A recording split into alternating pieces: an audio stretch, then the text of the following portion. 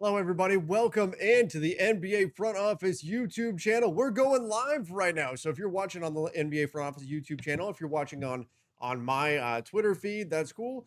Welcome in. We're going to be talking all about last night's NBA draft. Certainly eventful and a lot to break down today. Of course, we'll talk about the Russell Westbrook trade, the big trade sending him to the Lakers. We'll talk about all the different draft picks along the way. We'll talk about what teams did well, what teams didn't do so well. Lots to break down. As always, joining me is Keith Smith. Keith, how are you doing, man? How are you holding up? I'm feeling it a little bit today, a little bit worn down from what was a busy day yesterday. Yeah, well, I mean, you had a busier day than I think I did. I didn't have to then go record multiple videos and talk about just the Russell Westbrook trade. But I'm going to make you talk about it again here on Front Office Show because we haven't done it here. Mhm. But yeah, I'm all right. I got chased by an alligator this morning Oh, as I went on my morning walk. Yeah, I put a picture up on my Twitter. He came tearing out of the retention pond, and I was like, "Holy crap!" and literally ran faster than I have in years. So that's something for everybody. But yeah, I'm absolutely psyched and ready to go here. This is our thing, right? You and I love this stuff. We're ready. It was absolutely fantastic. Theater yesterday with all that. We're gonna break it all down. We're gonna talk all 30 teams here on the Front Office Show. We're gonna talk about the Lakers first, and then get into the rest of the Western Conference. Then get into the Eastern Conference. Every team will be mentioned, even if they didn't do anything yesterday, because they've still got some stuff to do coming up here in the next week. But we're excited. We're ready to go. And I will tell you guys this. I'm wearing green. If you know, you probably think it's because of the Celtics. It's not, because a lot of what we're going to be talking about today is cash money. that's right. I like it. I like it. Cash money. And Keith, you may have been chased by an alligator, but I bet it wasn't really an alligator. I bet it was actually Loki. Ah, might have been. I should have looked for the little There it horns. is. Good call. I'll give that a look when I go on my walk tomorrow. All right. Well, let's dive right into it here. By the way, guys, if you haven't done so already, make sure you are subscribed to the NBA Front Office YouTube channel where we're putting out new content constantly. We aim for every day. We were going to have something out a couple of days ago that we actually recorded. We had it all done, all set, and then technological issues happened, and unfortunately, we were not able to release it. So apologize that it's been a couple of days, but obviously things will be pretty consistent from here on out. Keith, I guess the place to start is the Lakers with their Russell Westbrook trade. I guess first Yeah. let's get your take on it. I know from our texts you have some opinions on what the Lakers did. Yeah, I don't love it for the Lakers. I think the fit's a little weird. So let me expound, and we won't spend a ton of time on this because this trade's already been Yeah. analyzed to death all over the place. But it's easily the biggest move that's happened thus far this offseason, so we have to talk about it. I think in the regular season, this will be fine because I think you're going to see the Lakers likely play a large amount of games with one of the three not Mhm. playing. Even if they all stay healthy, it's probably going to mean one of the three is resting. Westbrook has rested on a regular basis now, rarely plays back to backs anymore. I think the Lakers are going to be extremely cautious after kind of how things fell apart for them last year was so heavily related to injuries that it was going to be the right move forward is don't push these guys too hard because the whole goal is get to the playoffs healthy and ready to go. But that's the issue. Well, that's one of the issues. When you get to the playoffs, it gets a little messy with Russell Westbrook because what we've seen the last several years is teams almost treat him like how they treat Ben Simmons, but it can almost sometimes be a little bit worse because Russ will shoot you out of games. Where Simmons did, at least he won't shoot and he's going to move the ball around and those kind of things. Sometimes you do see Russ get a little shot happy and in that. Now, I would like to think when he's with LeBron and AD, Mhm. that gets tamped down some and isn't a thing. But just because of his struggles as a jump shooter, it could be an issue come playoff time. Second major thing is how in the heck do you fill out this Right. roster? Because it is, whoa boy, are they expensive? They're at about 130 million in payroll already, which is you're already way up near the luxury tax now. They're gonna be a tax team. There's no way to avoid being a tax team. I believe they have it's funny because somebody said, "What's the biggest need?" And I was like, "Guys who can play, just all over the place." I mean, you kind of have three guys you can count on right now. And I'm not saying you can't count on THT and a couple of the other guys on the roster, but they're not signed. So until they're signed, we got to kind of be cautious here. But I do think they'll re-sign Caruso and Horton Tucker, and those guys will fill rotation roles and they'll be good. But you need bigs, you need shooters, you need 3-and-D guys, you need another point guard probably behind Westbrook just because we know he's not going to play 82 games. You need all sorts of depth. And the way to get that is it's somewhat limited. I said this a month ago, maybe when we were talking about the Lakers. I think re-signing some of the guys, maybe if you don't even really want them, just to have them as trade Right. pieces moving forward is the way to go. So maybe somebody like Wesley Matthews or Markieff Morris, so you can at least start to stack some salaries together to go get some stuff. Everybody's looking at, can't you sign and trade Dennis Schroeder? Sure, yeah, but as Trevor has gotten very fond of saying, the sign comes first, Yep. right? The player has to agree. It can't just be, unilaterally, we're going to sign him and trade him. He has a say. So it's not like you can say, hey, we're sending you off to Orlando for, three of their guys that we like. If he doesn't want to go there, he doesn't have to. So that's now where, for what we do here on Front Office Show, I am now endlessly fascinated with how Rob Pelinka and crew go about building a roster, because I think it's going to be absolutely incredible to watch what they do with such limited resources to go get 11 guys at least to fill out this team. Well, and that's the one thing is this pretty much guarantees that they will not trigger a hard cap. You're not going to see them bring in a player via sign and trade because they can't really. Like if they Yeah. were to trigger a Yeah. hard cap, they can't field the legal roster. So Yeah. that's the problem.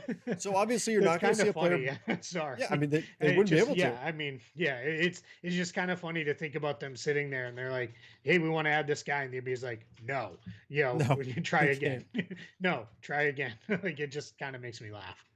So, and here's the thing, right? We now have certainty there, right? We know that they're not going to bring in a player via sign and trade. So forget the DeMar DeRozan stuff.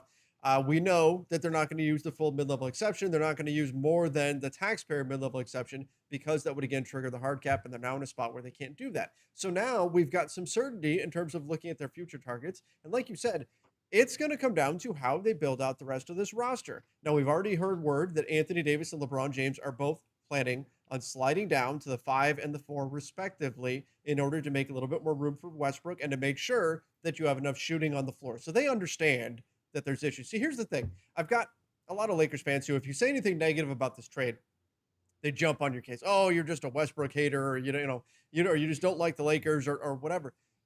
It's okay, I think, to be objective and to say, you know what? This is why the Lakers did it. These are the challenges they're now Hmm. facing. It's not the end of the world, right? The Lakers won a championship Yeah. in 2020, and we said going in, they need more wing defenders. At the end of the day, it didn't matter, but that doesn't mean it wasn't true. They still needed more wing defenders that season. They were able to overcome that challenge, though, and they were able to Yep. get around it. The Lakers definitely need more shooting, and they need defense. They're going to have a real tough time if they don't put shooters into those other two starting spots. So if it's Westbrook, AD, and LeBron, your other two guys that are on the floor with them better be really, really good shooters. So how Rob Yeah. Pelinka goes about getting those things is going to be really interesting to see. And again, I'm not going to say there's no way this can work because we've already heard that there's veteran players lining up to join the Lakers because they want to sign up 100%. with a big three. This can still Yep. work. It's just now your margin for error is very small. For example, like if DeMar DeRozan said, "Hey, I'll come join up. I'll take the taxpayer mid-level exception, but I have to be in the starting lineup." You got to think, "Oh man, we can't have another non-shooter there. Like there's some complications, right?" Sure. So we just have to be real about what this means. There's also the flip side. There's the positives, right? You get to take some of the burden off of LeBron James. Hopefully, it Yeah. means a Big time. healthier LeBron. That Yep. was really important for the Lakers. Having another playmaker. Clearly, they did not think Dennis Schroeder was that guy. They were looking for somebody else that not only can get into the paint, which Schroeder can do, but they wanted somebody who can create open looks for other players. Westbrook is certainly superior to Schroeder in that regard. You've Yeah, also let got, me chime in on that yeah, real go ahead. quick. I just and apologize for interrupting you, but and I'll make this very brief. I You're don't good. care what you think about Russell Westbrook. he's an upgrade over Dennis Schroeder. He Absolutely. just is. And I'm not even somebody who really dislikes Dennis Schroeder as a player, but Westbrook is an upgrade over Dennis Schroeder just with the things he can do. Even as he gets a little older and he's slowing down just maybe a tick, he's still a better player. He's the kind of guy that can still go get the ball, create something good for you at the end of the game, much easier than a guy like Dennis Schroeder can. Now you could question how much of that do you need when you have LeBron, but as you said, LeBron I think was pretty clear at points last season. He needs help in the form of he doesn't want to have to bring the ball up the court every time. Yeah. He doesn't want to have to set the offense every time. He doesn't want to be the guy, for 35 minutes a night that has to be the engine of everything. He would like to have a play where he can spot up in the corner, and maybe the ball comes to him and he's the secondary attack or Right. something like that. And that's what Westbrook gives you. Absolutely, and that's something that that Westbrook can bring to your team. Hopefully, you get a more well-rested LeBron James as the season goes on. Remember, he's turning 37, right? So this is important for the Lakers in order to preserve LeBron a little bit and have his longevity. So Yeah. there's a lot to like about this too. When we look at just purely adding Westbrook to the Lakers roster, it complicates things a little bit. You have to be very careful with how you build out the roster around him. For example, like I was talking about this earlier today with the LakersNation.com staff. We looked at who would be the best taxpayer mid level and who would be the worst. And arguably, I said maybe the worst taxpayer mid level exception would be to bring back Andre Drummond because you could almost Oh, never yeah. play Drummond and Westbrook at the same time because you'd have so many spacing issues. You can get around Yeah. having one non shooter on the team. Two on the floor at the same time is a big, big, big challenge.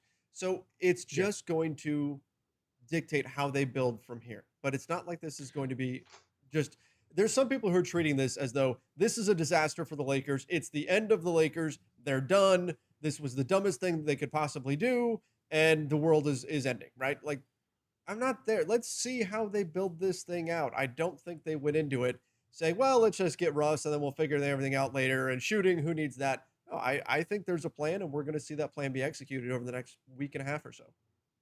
Yeah, and the other thing I have kind of reminded everybody too, if it all goes sideways and looks terrible, can always trade Russell Westbrook again.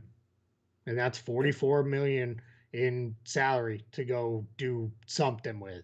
And that's another reason why again they're not going to hard cap themselves because they want to leave all that flexibility. Not to short this trade in the Lakers talk Yeah. because we're going to do a lot of that over the next week as we get into free agency. Um, and we're not going to go through a million names. Go check out Lakers Nation because it sounds like you guys did that. Yes. Best additions. What I will say is this is a summer to not a summer to go get a star. If you've watched any of the front office show, we've been saying that over and over again. But there's good depth, especially with role players and on the wing and with ball handlers and things like that. So there's all kinds of depth out there that they can make happen. And I think what's important here is guys are going to get squeezed because all of a sudden it's going to be I thought I was going to get a chunk of the mid-level from somebody or the whole mid-level from somebody that didn't materialize. All of a sudden now it's looking like I'm going to have to sign for the veteran minimum. And I've said all along the Lakers, even before this trade, Trevor can tell you guys that I've said this, is the Lakers are in LA, they have roles and minutes, and they're a title contender. If I'm signing for the vet minimum and the money's the same literally on every team in the NBA, I want to play, I want to have a real role, and I want to contend for a title. And why not be in a place that's nice to live where everybody likes living? So, off we go. So they're going to really have their kind of pick. And I think you're going to see some guys potentially even delay a little bit Hmm. if the Lakers put them in a holding pattern of, okay, hey, player X, Y, and Z, you want to join up? We're going to sign to you, but, let's wait and see. I think players might wait on that, especially if they're minimum guys, because why not? So, without, going super deep, because we do want to get to every team today. I think the Lakers are in a really good position to do something like this year because of the uniqueness of this offseason. And I do want to address something going on in the chat right now. There's a little debate happening of whether or not number one, the Lakers can still get Buddy Hield, and number two, whether or not the Lakers can actually sign and trade Dennis Schroeder. So first of all, number one, yes, that is possible. But I've been cautioning Lakers fans. if you go into this expecting to still get Buddy Healed, there's a decent chance you're going to be disappointed. Probably a really Yeah. good chance Yeah. you're going to be disappointed. So Yeah. don't look at it as okay, Buddy Healed is coming in a couple of days, but it is possible because the trade can't be done until August 6th. It's possible for Yeah. it still to be expanded and Buddy Healed to be included if you loop in a sign and trade with Dennis Schroeder there. And that speaks to the other question. Again, we went much further into detail over on the LakersNation.com YouTube channel on how exactly that would work. But the other piece to that, yes, the Lakers can still sign and trade Dennis Schroeder. They can't accept a player via sign and trade right now because it would hard cap them. They also don't really have much to send out anymore at this point. But you can still sign a player and trade them away to another team. So yes, that is very much still on the table. And right now, the Lakers have to be kind of keeping their fingers crossed and hoping that that is the way things play out. That a team that wants to sign Schroeder does not have the cap room to do so, and then they can get some kind of asset in return for him. I'm so proud. Brings a tear to my eye. We're getting the message out That's there. right. Yeah, between Trevor, myself, and Eric Pincus, we are going to make sure every single Lakers fan knows you can sign and trade a player away without getting hard capped. I think we're going to say that probably right until everybody who could be signed and traded is signed and traded away. And then the last thing, because just education piece, because I've had a bunch of people ask why this can't be done until August 6th. Kyle Kuzma is poison pill Yep. restricted, so that means his salary counts different on both sides of the trade right now because his extension is not kicked in yet. So you have to wait till his extension kicks in and he's actually making the $13 million to make the math work in this trade. So that's why it has to wait till August 6th. That's why the Lakers still picked at 22, and we had I don't remember if their guy got a hat or not. I can't remember the guy I that think was it did. selected Yeah. there, but yeah. So it's dumb. It's the single stupidest thing about the draft, but we love the draft anyway, despite Still. the dumb stuff. Yes, absolutely. All right, Are you ready to yes, go? let's move on. And we're getting a lot of people that are chiming in, asking all kinds of questions and comments and things like that. We're gonna go through. So as we get to each one, fire off your questions and your comments. But Keith, we're gonna start in the Western Conference. Yep. Where are you going first? We're going to start. So, guys, just so you can follow along, if you want to prep those questions, maybe throw them in the chat and get them to us. We're going to go alphabetical by city, by division. And we're going to start with the Southwest Division. So that starts us with the Dallas Mavericks, who at the 2021 NBA draft did absolutely nothing. So, but we said we're going to talk all 30 teams. Yep. Mavericks didn't have any picks, so there was nothing for them to do. Here's kind of what's outstanding for Dallas right now is Willie Cauley-Stein's team option has not been decided upon yet. Josh Richardson's player option has not been decided upon yet. They also need to guarantee Jalen Brunson. They will guarantee Jalen Brunson. We know that. He's too valuable for $1.8 million for them to let him walk. Yep. The Richardson decision sounds like it is truly one where he is stuck. I think his issue is, from the way I'm reading this and the things I'm hearing, is he doesn't want to opt in knowing he's then going to be traded, because then he loses any ability to pick where he's going to go. So I think that's his kind of sticking point right now is, do I opt out and pick my own destination and bet I can get the mid-level from somebody or a large chunk of it? Or do I opt in for what will probably be more money in single year salary, but I may not stay here in Dallas and I may get sent somewhere I don't want to be? So that's kind of the outstanding things for Dallas. We overall, it's going to be about putting the best possible team around Luka and keeping him happy as a contender and all those kind of things. A Porzingis trade, re-signing Tim Hardaway Jr. But those are the immediate decisions that will be made here in the next day or two. And those decisions, yeah, they have to be made by tomorrow, I believe. Is August 1st. Oh, okay. So they have an extra day. Okay. So 2 more days. I saw a lot of decisions that were due by the 31st. They've got until August 1st. Yep. Okay. So that gives them a couple days, and then the Brunson's guarantee date is August 2nd. But we know that just put that one out of your mind. Yeah, we know they're going to pick him up. Yeah, it would be insane not to pick that up. So absolutely, they'll pick that up. Yeah. For the Mavs, you know what? Right now, it's all about the free agency hunt. They're one of the names that's out there for Kyle Lowry. If you can go and get him, obviously that would be great. Yep. I think they're going to look to add pieces right now. They and the Pelicans are kind of in similar situations in that they have young star players that are ready to win, maybe a little bit earlier than anybody was expecting. And so they're going to make some win now moves and see what they can do to reach that next level. But yeah, I the Mavs, they didn't do anything on draft night, but nobody expected them to with no picks. Yep. And again, we're not going to blow it. That's not the last time we'll talk to Nope. Mavs. We'll talk them as we get into other stuff and as we hear things, and we'll talk about Richardson's decision when it's actually made on other future shows. This show, we're going to touch on off-season stuff beyond the draft, but it's mostly going to be focused on the draft. And so let's go to the Houston Yeah. Rockets, who they had a busy night. Ooh, They they added did. 4 players in the first round. So they had already had 3 first-round picks. They went and traded for an extra one. So just as a recap for everybody, Jalen Green with the second pick. Then they traded for the 16th pick with the Oklahoma City Thunder. They gave up 2 future first-round picks in that deal, picks that they were owed from Washington and Detroit are going to go to OKC. They used that selection to draft Alperen Schengen, who's a big man. We'll talk about each one of these guys a little bit here in a minute. Then with their other 2 picks that they had that were their own coming into the night, they drafted Usman Garuba and Josh Christopher. So let's start with Jalen Green, kind of the consensus second player in the draft. Very few places had him not the number 2 player behind Cade Cunningham. So I think it's hard to give Houston too much praise, but they did the right thing. They took, in my opinion, the second best guy with the number 2 pick. You did what you should do.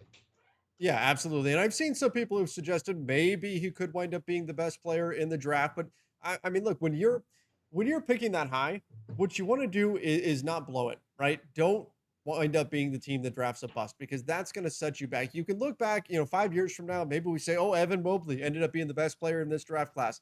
Man, I wish they would have drafted him. The dog's saying hi. Oh my. Little appearance by our He's- friend Carly there. Well, better than an alligator, right? Yeah, I'll take that over an alligator. Yes. But yeah, can't fault the Rockets at all for what they did there. Taking Green, I like that pick a lot for them. And then I like what they did in the rest of the draft. I mean, 2 first, maybe a little bit much at 16 to give up, but they really like the pick there. And then Usman Garuba, I'm a big fan of. Now it'll be interesting to see when he actually comes over. They've got the buyout situation, all that kind of stuff. But those were some solid selections, I think, from the Rockets that could pay off in the long haul. Yeah, so Green, I'm not going to add much more to that. I think that was the right pick. I think he's going to be really good there. I think the I'm just seeing the dog come live or on the other channel now as I was monitoring the chat. That was great. So the addition of Alperen Schengen.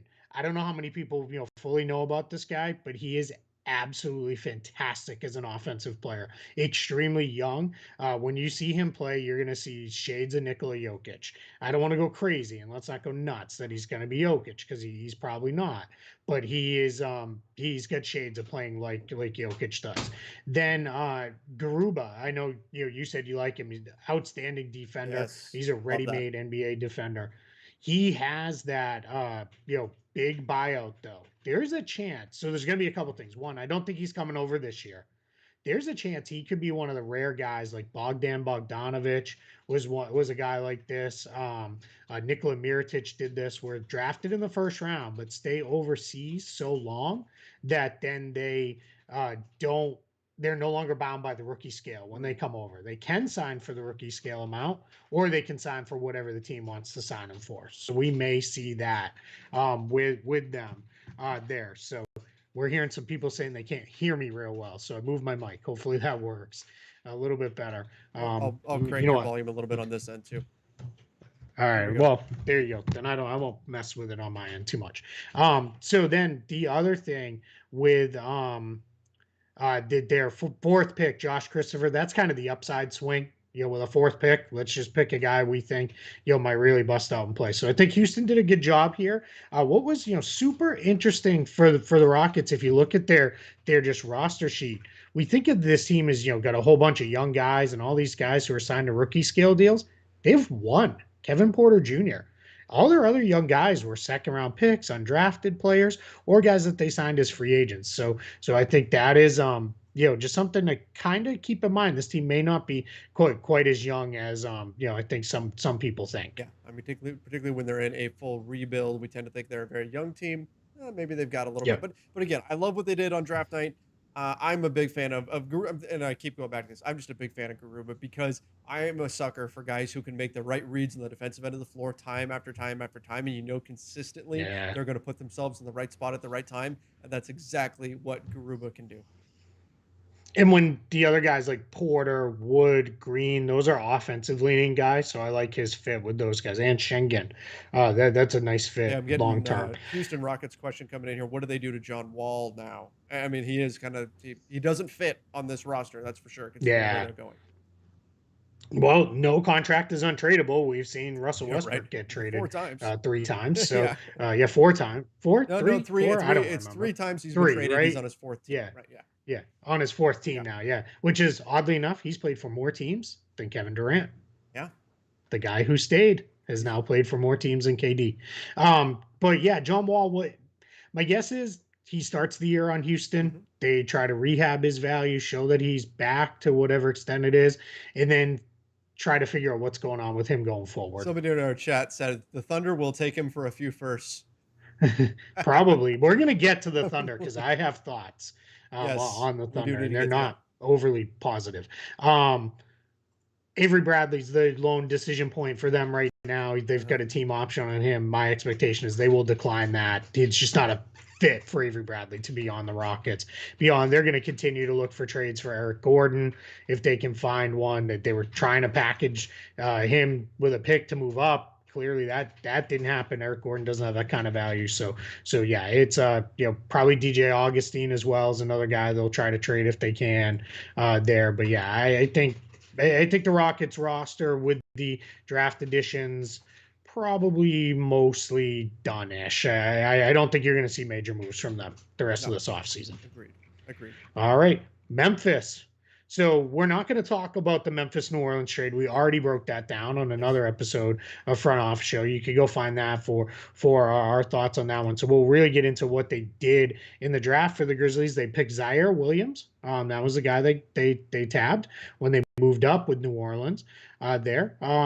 He had an interesting path. He was a highly recruited kid, then kind of wasn't great at Stanford. It was a weird fit. And then he picked up steam over the last, I'd say, 2 weeks of draft workouts and lead up to the draft. So he moved way up the boards there. So they got him. And then they traded back into the first round to draft Santi Aldama. And there's a interesting story behind that one. It sounds like they had promised him that they would draft him in the second round and got nervous that he wasn't going to be there. So the Grizzlies traded back into the first round with Utah. They in effect kind of sort of bought that pick from Utah. They traded one of their second rounders and then 2 future second rounders to the Jazz. And for the Jazz, we'll get into this more in a little bit because they made another deal like this.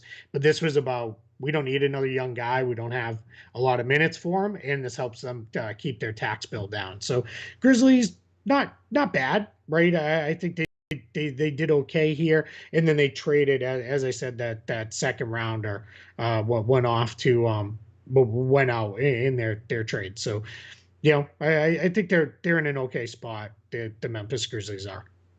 I think that so I've had some people questioning, like, did they really need to move up to 10 to get Zaire Williams? Couldn't they have just got him at 17 and not done this trade? I mean, maybe, but I would think that they were probably hearing that he was going to be gone and that was why they wanted to move up to 10. Also talk about the deal that they didn't do, was rumored, I believe it was Brian Windhorst that had this, was that instead of sending the JV deal.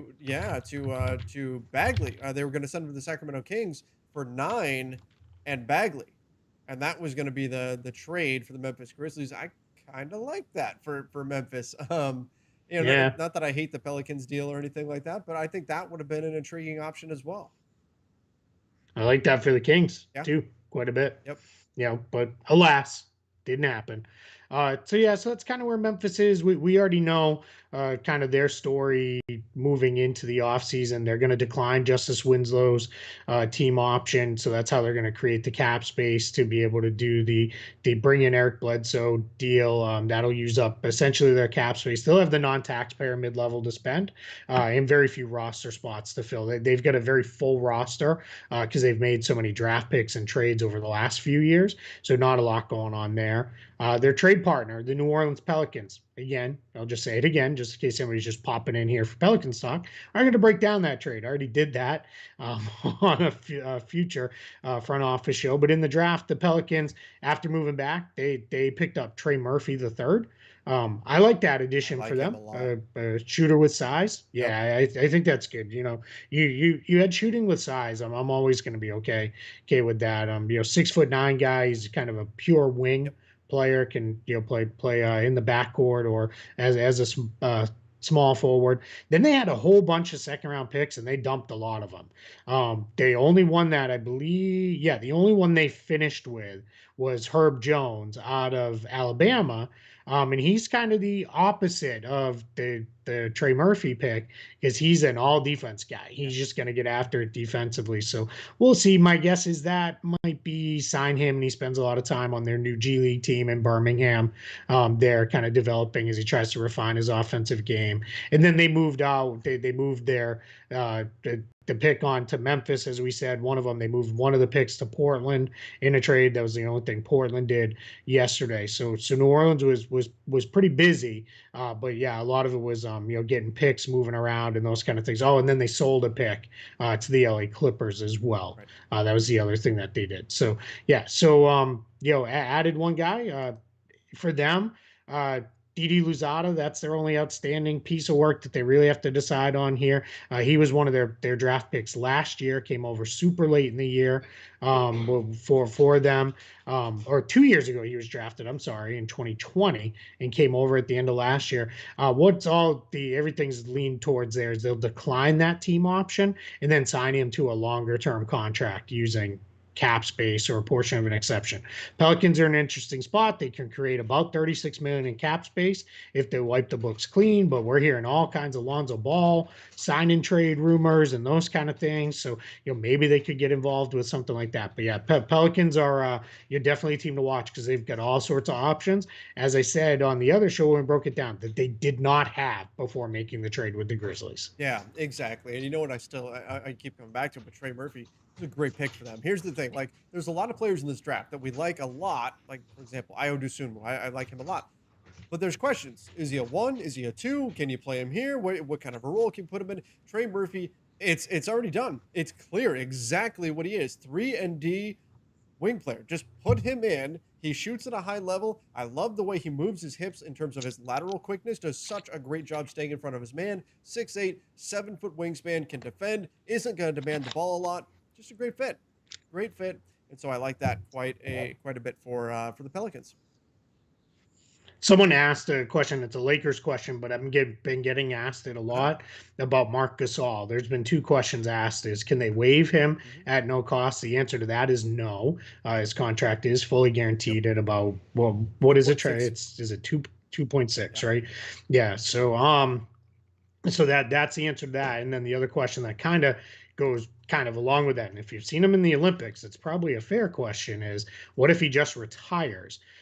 There's 2 things that could happen there. He could retire and truly, file everything with the league, which would then void his contract and that money would come off the books. Or he could do basically as he's retiring, but not fully. And then what the Lakers would do is waive him and give him that money. My guess is if he retires, it ultimately comes down to 2 things: how generous he's feeling. Does he want his 2.6 million? Right. Because then if they do that, then it limits him. If he demands that he keeps that and the Lakers waive him and everything, limits his ability to go elsewhere. They can do a bunch of stuff with that. Or does he just say, I'm done, I'm walking away, I'm finished, have it back and off we go. So we'll see. My guess is he plays another year and he's there for at least part of the year. And that's not so much money for the Lakers that while you receive no salary relief, they'd just waive it and eat it if they had to. If they had to.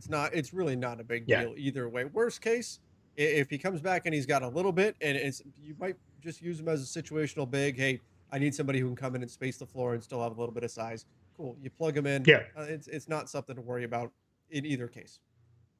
Yeah. All right. Team that really confuses me. I don't understand what happened with them in the draft. The San Antonio Spurs. Oh, goodness. They drafted Joshua Primo at 12. Why? Yeah. So Joshua Primo is the youngest player in the Yeah. draft. He doesn't turn 19 until July 24th. So incredibly young, Hmm. player. So he'll be 18 for the first 2 months of this NBA season. Christmas Eve is when he's going to turn 19. He can shoot. Yeah. He can really shoot, but he's another wing slash two guard for the Spurs. They have these guys already. They have Devin Vassell. They have Lonnie Walker. They're probably both more point guards, but when they play together, one plays off the ball, and Derek White and DeJounte Murray. They also have Keldon Johnson, who ideally would probably play more at the wing than that kind of pseudo small ball four, that role that he played for them. I don't understand this pick. It's not like this is one where, yeah, this guy's too good to pass up at that position. This one really didn't make a lot of sense to me unless they're doing something to start clearing out some of those wings there. And at that point, if I'm another team, I'd be calling and saying, "Hey, how are you feeling about Lonnie Walker? Are you ready to move on? I'd love to grab him. Never mind if you think you could steal away DeJounte Murray or Derek White on the cheap. As far as what you'd have to send back as assets. So yeah, this is right up there for the most confusing selections of the draft to me. 100%. 100%. And here's the thing. I'm not like ripping on Josh Primo. But like No, it yeah, maybe he works out great, but you yeah, didn't need to use the 12th pick on him. Nobody was taking him there, right? So if you're the Spurs, you trade back. And even let's say you pick up a minor asset, who cares? You got something and you can still get your guy. He was being mocked in the second round most places. So trade back, pick up something, and then make your pick. Nobody was taking him here. That's what doesn't make yeah. sense about this for the Spurs. It could be 2-3 years from now, we're saying, man, that was a great pick. This guy really paid off. This guy really came onto the scene. Fantastic. But was Indiana going to take him at 13? Probably not, right? That he was going to fall a bit farther, Yeah, so you could have moved back. I think this was a missed opportunity, even if he does hit. I agree. And what one thing I will say is it is always a little easier to say trade back and take a guy because Yes, that involves the team being willing to for trade sure. up. But Houston traded up with OKC. Maybe you could have floated that you were going to take Schengen and make them trade up with you to 12. Yeah, it feels a little like a missed opportunity here, even if the kid was the kid you wanted. And again, let's say this too. Yeah. Trevor and I want all 60 players drafted yesterday to be Yes. Right. awesome. Every single kid we want to be great. So whenever we're expressing confusion, or even if we're like, I don't really like that pick, it's never anything personal against these kids. I've only ever talked to a small handful of these guys, and it's all been through Zooms and Mhm. everything else. So a couple, well, considering about half the draft was drafted out of Montverde Academy, which is down the road from me. It feels like I have seen some of them in person too. But yeah, it's one of those things. I just want to be clear about that. We're even if we say I hate that pick, it's rarely going to be about the player. It's just going to be about the fit, what the team did, or something along those lines. With that second round pick, Joe Wieskamp, I actually don't dislike that Yeah. one. I think that's kind of okay in the second round. My guess is he'll either be end of the bench or on a two-way by the end of the day. I want to use this as a point to talk what happened in the second round. Normally we see a million second round trades. We didn't see as many as we usually do this year. And a lot of times what happens in those, it's teams trading up to go get guys because they know those guys will take two-way contracts. A lot of players and teams decided we don't want to lock in our two-way spots right now. Right. We're going to bring guys to summer league, let them play through there, and decide do we want to go in on the two-way. And part of that's driven by the change in two-way rules, where guys there's no more 40-day requirement and all that 45-day requirement, all that other nonsense. The pay has gotten a little bit more competitive, so now teams are looking at it as a little bit more of a significant investment. Unless you're the Lakers, who just used both of their two-way spots. Yeah, Yep. On a couple of guys who but were didn't expected, draft the guys. didn't But draft them, yeah, two guys who were really who good. were expected to Yeah, go in the second round. So anyway, no problems there. yeah, Last thing yeah. I They did just really well. last thing I just want to say is, from the Spurs, and I already said they should have moved back. There were a ton of rumors about teams that were trying to move up so they could get their hands on Chris Duarte before anybody else could take him. They were looking Yeah, at him probably going around and he 14, went to pick 15. right after. Yeah. So that Yeah. would have been the spot to go to. So I think there were opportunities there. So missed opportunity in my book for the Spurs. Yeah. Yeah. And it might have been the Spurs didn't want to add an extra pick True. this year because they're using cap space or whatever. We'll find that that'll come come to light later in this. All right, next, Denver Nuggets. Oh, Uh, they got one of my favorite players in the Denver draft, ripped Rashawn my heart Bones out. Highland. Ripped my heart out. Yeah, He oh man, love he's my love this favorite in this kid. draft. There it is. All right, go ahead, man. Go riff for a minute so I can get a drink. Sure. So Bones Highland, here's what I mean, and this is me being a little bit biased in that I just want to see fun players, particularly because I know I'm going to be watching the Lakers a lot in summer league. I was hoping that somehow the Lakers would trade into the second round and Bones Highland would be sitting there waiting for them and they would be able to grab him. His step back, it's a thing of beauty. He can launch it from just about anywhere. He's creative, got great length defensively for a guard. He's not a perfect ball handler or anything like that, but he can really get out in transition, just plays the game with a little bit of flair, a little bit of style. He's a ton of fun to watch. He's got the best nickname we've seen in a long time. I just think that he's fantastic, and Denver got a really good one there at 26. Yeah, and because he's so skinny, he looks bigger than he is too. Yeah. He's, and that's I gotta believe that's why his nickname is Bones, because he looks like Mhm. he's skin and bones. Out there, but yeah, really good player, and fills a need too, right? A lot of times at that point in the draft, you're kind of just going best player available, and I think he fills a need for them without Jamal Murray. Early in the year. Also kind of an aside with Denver. Did you see Monte Morris got LASIK surgery? So maybe we see Monte Morris come back with a little shooting bump Yeah. here. So that'd be interesting. We already talked about these on previous episodes, but JaMychal Green and Will Barton both opted out already for the Nuggets, so they've got some kind of key free agents to figure out some stuff with Barton, Green, Paul Millsap, Austin Rivers, who ended up being a huge part of their team after joining them late in the year, and they've got some minutes available, mostly kind of on the wing is where I think we're looking there. Front court looks all right, a little bit of depth needed up front, and then their ball handlers are pretty solid, and we'll see what happens with Jamal Murray if he can Right. get back before the end of next season. All right, moving on to the Minnesota Timberwolves. Not a whole heck of a lot going on in the draft for the Timberwolves. If I remember, I don't think they made a pick. They did not. So their draft pick for this year is going to be Leandro Balmaro, who they drafted last year in the first round. It sounds like he is going to come over. He's a good sized wing player, about 6'7". He's from Argentina, but he's been playing with Barcelona over in Spain. He's somebody that I know some teams like. But they did make a trade. Ricky Rubio traded to the Cleveland Cavaliers. For Torian Prince, and that was really designed around clearing some much needed space for them under the luxury tax. They were at before that trade, they were only about $1 million or so shy of the tax. You cannot pay the luxury tax when you're as bad as the Timberwolves are. No, no, no, no, no. Yeah, we were doing something for the Lakers Nation the other day. We were talking about some potential trades and things like that, and I mentioned something to Ron Gutterman, my colleague, about a potential trade with the Wolves, and he said, "Well, the Wolves are below the cap, so you don't have to worry about like matching salary quite as much." I go, "No, they are way over the cap." He went, "Oh my gosh, that's right. I just think they're such a bad team. I just assume they're below, but no, unfortunately, they are very much above the salary cap. So that makes sense from their end. The cap side of that trade." Let's get into that when we get to the Caps because I've got some thoughts there Yeah, on them getting absolutely. getting Rubio. Yep. Perfect. Yeah, and Torian Prince might actually help them. Hmm. They need any forwards with size on that team. The only forward with size that they have is Juancho Hernan Gomez, who's hurt right now. It doesn't sound like it's going to be a super serious thing, but it's enough that they went through a whole thing and not wanting him to play in the Olympics. So we'll see what they do. That's a team I still think could be super active this offseason just because they've got an awful lot of guys at the same position Hmm. between Malik Beasley, and we've already heard some Jarrett Culver rumors out there. That's a Yeah, guy I'd be trying to snag if I absolutely. could for a second draft opportunity. Dad doesn't that one have OKC written all over it for him to just go there and play minutes Why and not? be this year's version of Ty Jerome? Speaking of, hey, we're there. Speaking of OKC, There we go. so busy day for them. They started the day with 6 picks in this draft, which is All the absolutely picks. absurd and quite frankly kind of dumb.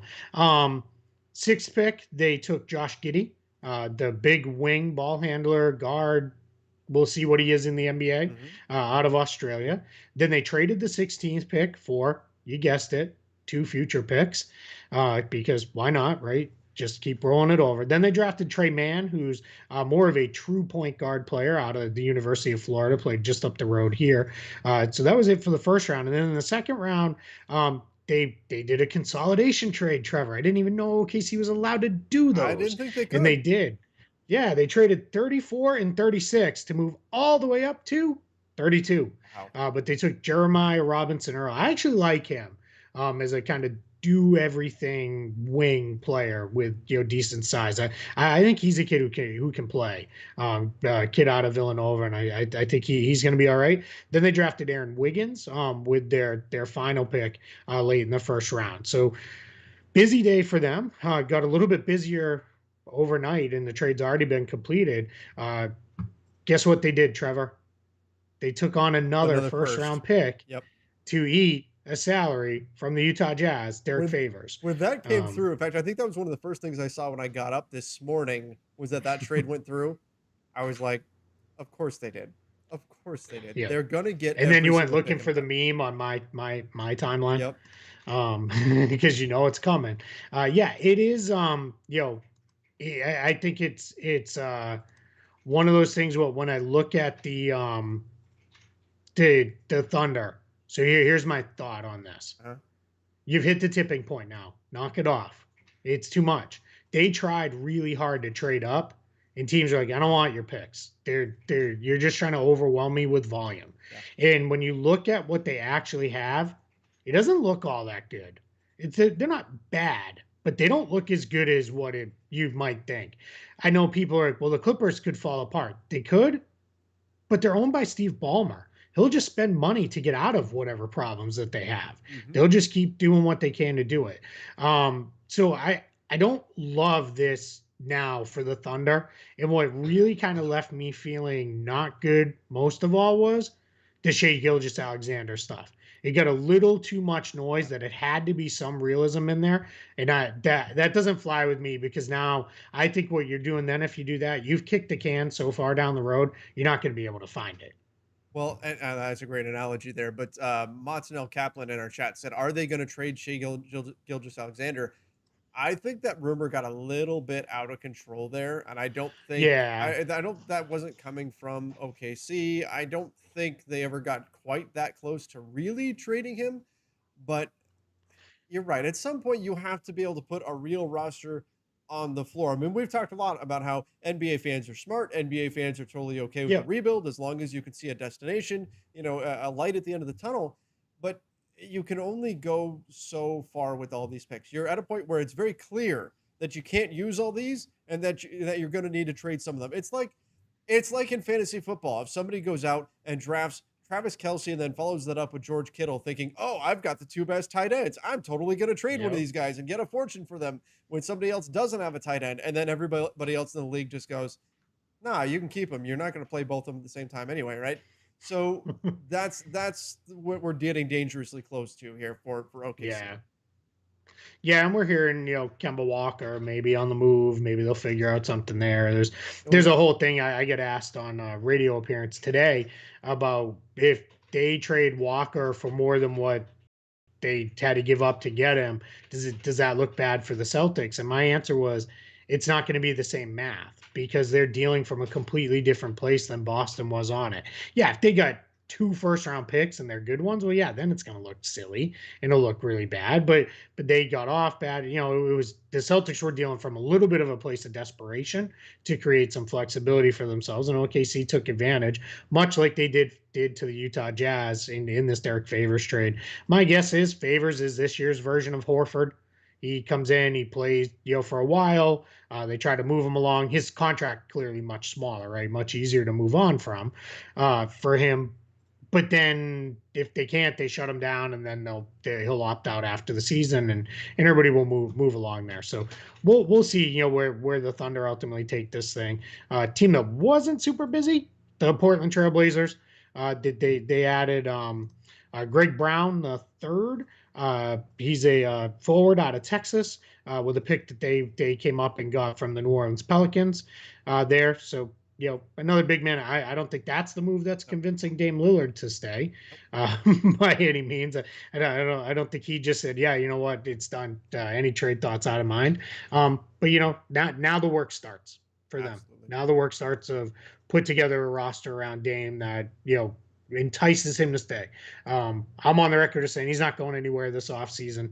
You know, uh, it's just there's a lot of reasons why it's too difficult. I've talked about him a million times, and go find any one of our number of Dame Lillard related episodes and watch those, and my thoughts have not changed. But yeah, but the work starts for Neil O'Shea. The only outstanding piece of work for them left before the offseason really fully kicks off is Yusuf Nurkic. They'll fully guarantee his contract, because even if they don't keep him, somebody will trade for him at $12 million. Right. Yeah, exactly. And you know what? I would keep an eye on CJ McCollum. I think that's a guy who could very Yeah. much be in play on the trade market. But again, draft night, pretty quiet, but things are going to really heat up for them in the next, couple of days here. Yeah, Mark Stein reported that the 76ers have said they're not interested in McCollum for Simmons because they're holding out for Lillard for Simmons. So keep holding out, because that probably ain't happening. Yeah. Um, we talked to Utah Jazz a little bit here, so we can probably zip through this part fairly quickly. Salary dumped Derek Favors into OKC. OKC will use one of their trade exceptions, either George Hills or Danilo Gallinari. That trade is complete. We just don't know which one they use just yet to get him. So the Jazz will create a new trade exception of about 9.3 million for Favors. That'll be good for a year. They sold the 30th pick in effect to move off. They did draft Jared Butler, who I really like. I really do like that pick for them in the second round. He's a kid who was really good for Baylor and then slipped due to some health concerns in the draft. He had a heart issue. He's been checked out and everything should be good, but teams get a little concerned anytime it's heart related with a player. And then Mike Conley is kind of their big thing. Mark Stein again reporting this morning that they are preparing a 3-year, $75 million offer. Now, Conley's not Lowry and he's not Chris Paul, but he's also not miles away from either of those guys. It sets the So market. that could maybe set a little bit of a market Yeah. if that's something he's interested in. Yeah. For example, if that's the deal, and you are Dennis Schroeder, if you are Spencer Dinwiddie, and you were hoping to get 25 million per season, that's probably not happening now, right? Because they're not in the Yep. same tier as Mike Conley is. But I think that's a solid price. You hate seeing a guy like Favors, who I think can provide something, get salary dumped in a situation like this, because I think he could have been useful for them. But you know what? OKC wants all the picks, and so here you go. But if it means keeping Mike Conley, new ownership group in, they want to stay relevant. They want to make sure that they make another push. They were number 1 seed in the West. I think it makes a lot of sense to just hang on to Conley for them. Yeah, you have to. Yeah. You can't let him go. You got no way to replace him if you lose him. So you figured out. You already started figuring out your tax bill. Yeah. Anyway, all right. Moving on. 4 teams left in the Let's West. do If you're just joining us, we're breaking down the NBA draft and everything that went on and what's still to come here in the offseason. We are moving on to the top of the Pacific Division, the Golden State Warriors. Surprisingly, I guess to some, didn't make any trades at the draft, kept both of their picks. Jonathan Kuminga, I guess you could say, slid to them at 7th. He was widely mocked as a top 5 or 6 pick at the latest. And then with their second first-round pick at 14, they got Moses Moody. So Kuminga is kind of the project guy there. He may take a couple years, and I guess if you're the Warriors, you're kind of looking at it as, all right, we can afford that. You're probably going to spend a lot of time in Santa Cruz in the G League playing with them. And then Moses Moody, a little bit of guard depth behind Klay Thompson.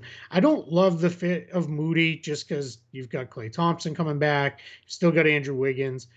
You've got, I think Damian Lee and Michael Mulder are both okay players for what you ask them to do, which is shoot the ball. But Moody's got more creation to his game, a little more bounce, with him than those guys. So I don't mind that. So, but I think it's a miss to some extent that they weren't able to trade these picks and Wiseman or whatever packages could have been out there to get veteran help. That's it exactly. I have no problem with the guys that they picked and the spots they got them at. No, zero issue there. If you're Steph Curry, if you're Klay Thompson, if you are Draymond Green right now, you're probably thinking, really? Like we asked you Yeah. to go and get to do something here and bring in more help and bring us back to the top of the Western Conference. The Lakers just went in and now they've got 3 superstars, and we can argue whether or not it would work and all that. But hey, the Lakers made a big move. What are we Yeah, doing? to make moves. Right? Yep. And so that's where you got to be a little bit disappointed from the Warriors side of things that they weren't able to get something done with those picks. But again, the guys they picked there, Yeah. zero issues.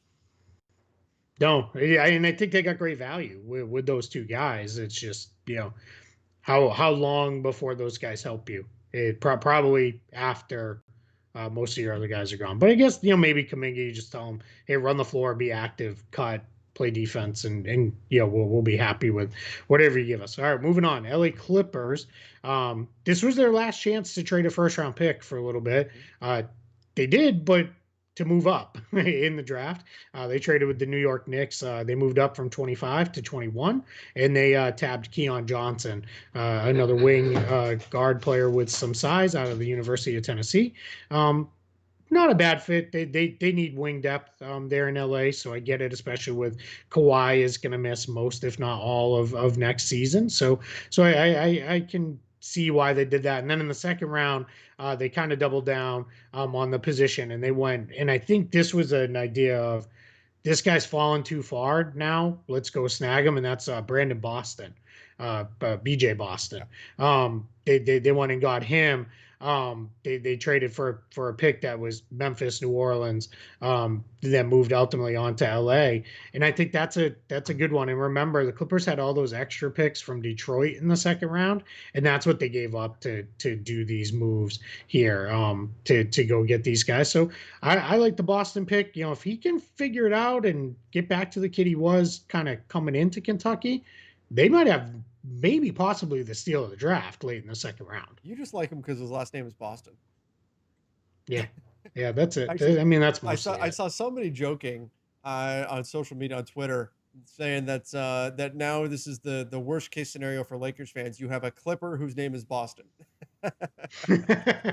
And, He's instantly the most hated player in the right. league from the Lakers But fan base. Yeah, well, it's funny. but I do like. Couple pieces. Oh, go ahead. Oh, go I ahead. was just gonna say I No, like finish up. I like what the Clippers did here.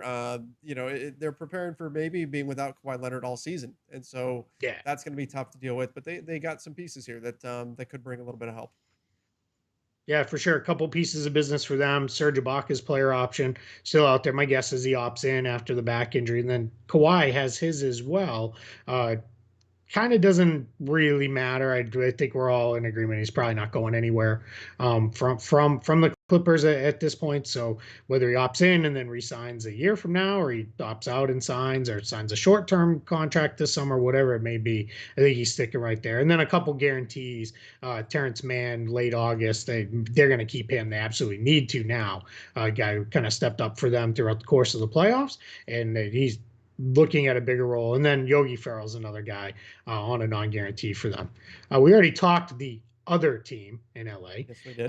So we'll talk Lakers, and the chat is firing off some Lakers stuff that I'm firing back to as well. So we're there good you there. Go. Trevor will answer your questions. Absolutely. There, so all right. Let's see here. Where did I go? Phoenix Suns are the next team in the draft. The Suns traded out of their first round pick, kind of, sort of. They traded Javon Carter in the 29th pick to get Landry Shamet, which I actually kind of like for Phoenix. I think that's a solid move. I don't know where he's going to play outside of 10 to 15 minutes a night in the regular season. Right. It gets a little confusing, but I mean, Javon Carter wasn't playing for them anyway. 29th pick at this point probably wasn't cracking their rotation. So why not go get yourself another shooter to put on the floor? Absolutely. I mean, and he's still young. He's 24 years old. So there's still some upside here for Landry Shamet. Yeah. I mean, the Suns already have plenty of shooting, but now you've got a guy that you can also run off of curls and things like that. Devin Booker can do it, but Landry Shamet can do that quite a bit. I know the Clippers used him in a lot of the JJ Redick sets they had used in years past. Ran him off of stuff. So I like it. No problems with that for the Suns. I mean, at this point in the NBA, you can never complain when you add shooting. No, and in those games where you need some offensive punch and maybe the other teams got a weaker player that you can kind of hide Shamit on. You could run some actions where you're running Shamit and Booker off similar actions on either side of the floor, spaced with CP to make a decision at the top, and you're probably going to get some good stuff. I wouldn't be surprised to see too. There used to be a action teams really liked when they had two shooters where they ran them both through the same set of screens, knowing one of them was going to pop when they came through. So I think you trade from a position of depth, provided they resign Chris Paul and Cameron Payne. We'll talk Javon Carter on the Nets side as well as the draft pick when we get over to the Eastern Conference. So, all right. Last piece of business for the Suns is, of course, Chris Paul's player option. He has not opted out as of yet. August 1st. August 1st, if you keep hearing that date, that's the last day. Everything's got to be done by August 1st. Guarantee dates can stretch into next year. Many do. And when I say next year, I mean next league year, which starts on August 2nd. But all the player options, all the qualifying offers, all that stuff, August 1st. With that. All right, Sacramento Kings. All right. Confusing, but I don't hate it, I guess is the way I would describe what the Kings did at the draft. They drafted Davion Mitchell, who I really, really, really, really, really like. I just don't understand why the Kings needed a third point guard. Yes, that's it. They've got Halliburton. They've got Fox. Why? And we heard about the Kings maybe trying to move the ninth pick. Apparently, they didn't get an offer that they wanted, and I guess just took best player available. Which, I mean, I'm never going to fault a team for taking best player available, but if they are really looking to make a push for the playoffs, I don't know if this is what is going to really put them over the top. There's still plenty of work to be done in free agency and all of that. And if they feel like there was a tier break after Mitchell, then fine, right? Then this is what you do. But you're right. The path to minutes is very, very murky here for Mitchell right now. Yeah, and if you're going to move on from Hield in a trade, whether it be to the Lakers or somewhere else, I kind of think you maybe kind of have to now, because you clearly got pretty far down the path with the Lakers on a Buddy Hield trade to some extent, enough so that Woj even tweeted like it was close. And then that was the funny part of yesterday, because you had Woj with Sacramento and the Lakers, Westbrook, and then I was like, wait, what is happening? Because it's all the same guys in this trade that are going to both teams. So and I think that's where this grew out of. They're going to get both guys, and I think that's where it's like, well, let's settle down here. Clearly, there's something else going on. I can't remember that quick of a swerve in a trade negotiation since the Chris Paul basketball reasons thing. Like that, I mean, it was like Woj was all but saying this is done, and then in came Shams. It was like Shams came running in and hit us all with the RKO and said, "Okay," just out of nowhere. Right? And next thing you know, it's Westbrook. But if you go over to the LakersNation.com YouTube channel, Ron and I went over exactly why it went the way it did. But now from the Kings' perspective, this is, I mean, look, Buddy Hield knows he was on the verge of being traded. Everybody in the league knows that he's very much available. I still think they do find a trade for him. Maybe it's still with the Lakers and they're able to expand that trade, but other teams will be calling as well. So now Sacramento needs to regroup and see what they're going to do. Yeah, absolutely. Now, I think what gets interesting there is, this is like the second, third time we've been here. We know Buddy Hield has had issues with the Kings in the past with, being unhappy with his role and his fit there and all these other things. So my guess is we may still see a Buddy Hield trade somewhere. But $23.1 million now next season. That's not. It's by no means a bad contract, because he's for what he can do as a shooter. It's just not super easy to move off of. They also drafted Neemias Queta in the second round, big rim protector. And that's a team that needs some size. We don't know what's going to happen with Rashawn Holmes and Marvin Bagley, and I think the Bagley piece is probably their kind of unfinished business point now. What are you doing? Are you bringing them back? You trading them? Where we're at, I can't imagine a contract extension is on the table. That's got to be you got to prove it this year. At least prove you can stay on the floor. But yeah, that's kind of where things are at for the Kings. And, I guess Sacramento, as they always do, remains perpetually confusing. Yes, indeed. All right. That's all I've got. That's it. That's the West. Okay. Yeah. Let's check out. That is the Western Conference. Do we take a little break? I don't know, guys. You're getting a peek behind the curtain here if you're watching the live show. Just so you all know, we're going to split this into two videos and two podcast versions. So Trevor, what do we do now? We could. Do you want to come back and hit the Eastern Conference tomorrow since we're at, or do we want to do this? We're at an hour and 5 minutes right now for this show, which is rival. Well, we could be looking at breaking our record from last year when we did like 2.5 hours if we dive into the Eastern Conference right now. I'm ready to keep going if Okay. you are. Look, the chat is telling us keep going. It was one guy, right. but I'm gonna take his All word right. for Well, it. If you are, it's up to you. I know you've had a busy day. let's knock it out. Let's see if we can get the Eastern Conference done in say 40-ish minutes, 45 minutes. That would allow me to All at right. least have a shot at We are on the at clock. at making it in time for family dinner and all that kind of stuff. And then I'm supposed to be getting my flight set up for Las Vegas. I'm hoping to get a phone call back from the airline pretty soon and actually be able to take that call this time. All right, let's So do let's it. get this knocked out. All right. 3, 2, 1. That'll give you your break to split There it it. is. All right, Boston Celtics. We're back here, NBA front office show. We're going live through every team in the NBA draft. We already talked the Western Conference teams, so that's 15 teams down. We're going to get into the Eastern Conference now. We're going to start Eastern Conference, Atlantic Division, Boston Celtics, NBA draft night, crickets. All the way till the 45th pick. Then they drafted Yuan Begarin. And I'm probably totally butchering his name, but I think I got fairly Yeah, it's close. got to be. Juan, I think is actually how it's said. Yeah, he's out of France.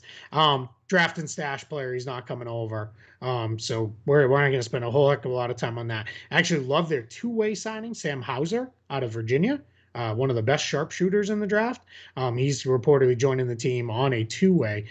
Sources told me that, so I feel pretty good about the extra reporting on that one. Decision points for the Celtics going into the offseason. What's going to happen with Evan Fournier becomes kind of priority number one for them. Will they make a trade? Yeah, well, what are they doing? But Jabari Parker's contract has a guarantee at the end of August, and then Moses Brown got a bunch guaranteed to come over in the trade. So that's kind of the extent on the Celtics. I don't think we need to spend any more time on that. No, Agreed? I think we're good. I think we're good on the Celtics. Though. Did you ever think the Lakers guy would hear the Celtics guy say, "Let's move along"? No, I was, but from the I knew Celtics. I'm like, okay, we're starting with the Celtics. I can take a little break. Keith can handle this one. Right? All right. Brooklyn Nets. Brooklyn Nets made 2 picks in the first round. With their own pick, they drafted Cam Thomas, big guard out of LSU. No. He's kind of he's like a throwback guard. Like he's got that kind of big body. He's tough. He's strong. Athletic kid. Likes to mix it up inside. So I kind of like that pick. And then with their second pick, which they got from the Phoenix Suns, as they traded Landry Shamet for Javon Carter in the 29th pick. They went big. They went with Day'Ron Sharpe out of North Carolina. This was a kid who was a highly touted recruit coming in, had some struggles, looked like he really put on some weight while he was at North Carolina. Not good weight either. So, but if they can get him going, this is the kind of guy they've had success with, like with Nick Claxton, who's played well, and with everybody expecting DeAndre Jordan's on the move. Day'Ron Sharpe, I think that's a pretty worthy pick for them. In the second round, Brooklyn had 3 picks in the second round. Conventional wisdom that was that they would move one, but they kept them all, and they drafted Kessler Edwards. He's a 6'8" wing out of Pepperdine. So Lakers fans might know him right down the street. Commonly known as the most beautiful campus in America, and I think it's right up there. Marcus Zagorowski, point guard out of Creighton, and then Raquan Gray, a wing player who a lot of people really liked coming in, thought he might be a high second round pick out of Florida State. So 5 players added at the draft, plus Javon Carter coming in. I really like Javon Carter to give them some point guard depth on this team, especially considering it looks like they're going to lose Spencer Dinwiddie. And then decision points for them, none really left. They Dinwiddie already opted out, and then Bruce Brown, they already did the qualifying offer for. So going to be an extremely expensive team that's going to cost a whole bunch of money, and let's see how they fill out their roster. And that's why I like that they did this. They went and they grabbed second round picks. I mean, there's no risk there. You might as well just see if you can find some guys. If you can find guys that can play and maybe even play just a few rotation minutes on cheap contracts for a team that's this capped out, that's going to help you out. So no issues with what they did. I do think that Cam Thomas dropped. I think that was a little bit of a steal. at 27 Yeah. in terms of what he can do for you. Yep. You could say maybe his skill set is a bit superfluous on a team that's already got so many scorers, but I mean, for the talent, can't argue with getting him at 27. Yeah, and adding depth is important for them because I think they know they got to get to the playoffs healthy. So I think you're going to see Kyrie, KD, and Harden get plenty of rest days throughout the course of the Got a season. Nets All right, question. want to do the Well, I've got a Knicks? Nets question here first, Oh, asking about. yeah, There's been do some it. talk about Dinwiddie going to the Wizards, who need a point guard in exchange for some of the pieces that the Lakers just sent to the Yeah, Wizards in a sign and trade situation. What do we think about that? Like potentially like a Montrezl Harrell winding up in Brooklyn. yeah, it could be, and that's the only way the Wizards could get Dinwiddie. They clearly need a point Yep. guard. I think that'd be great for them fit wise. I think he fits with Bradley Beal absolutely fantastically, with together as the backcourt. So yeah, and if the Nets could return some value, I would really like it for them if they could get Harrell and Hmm. KCP.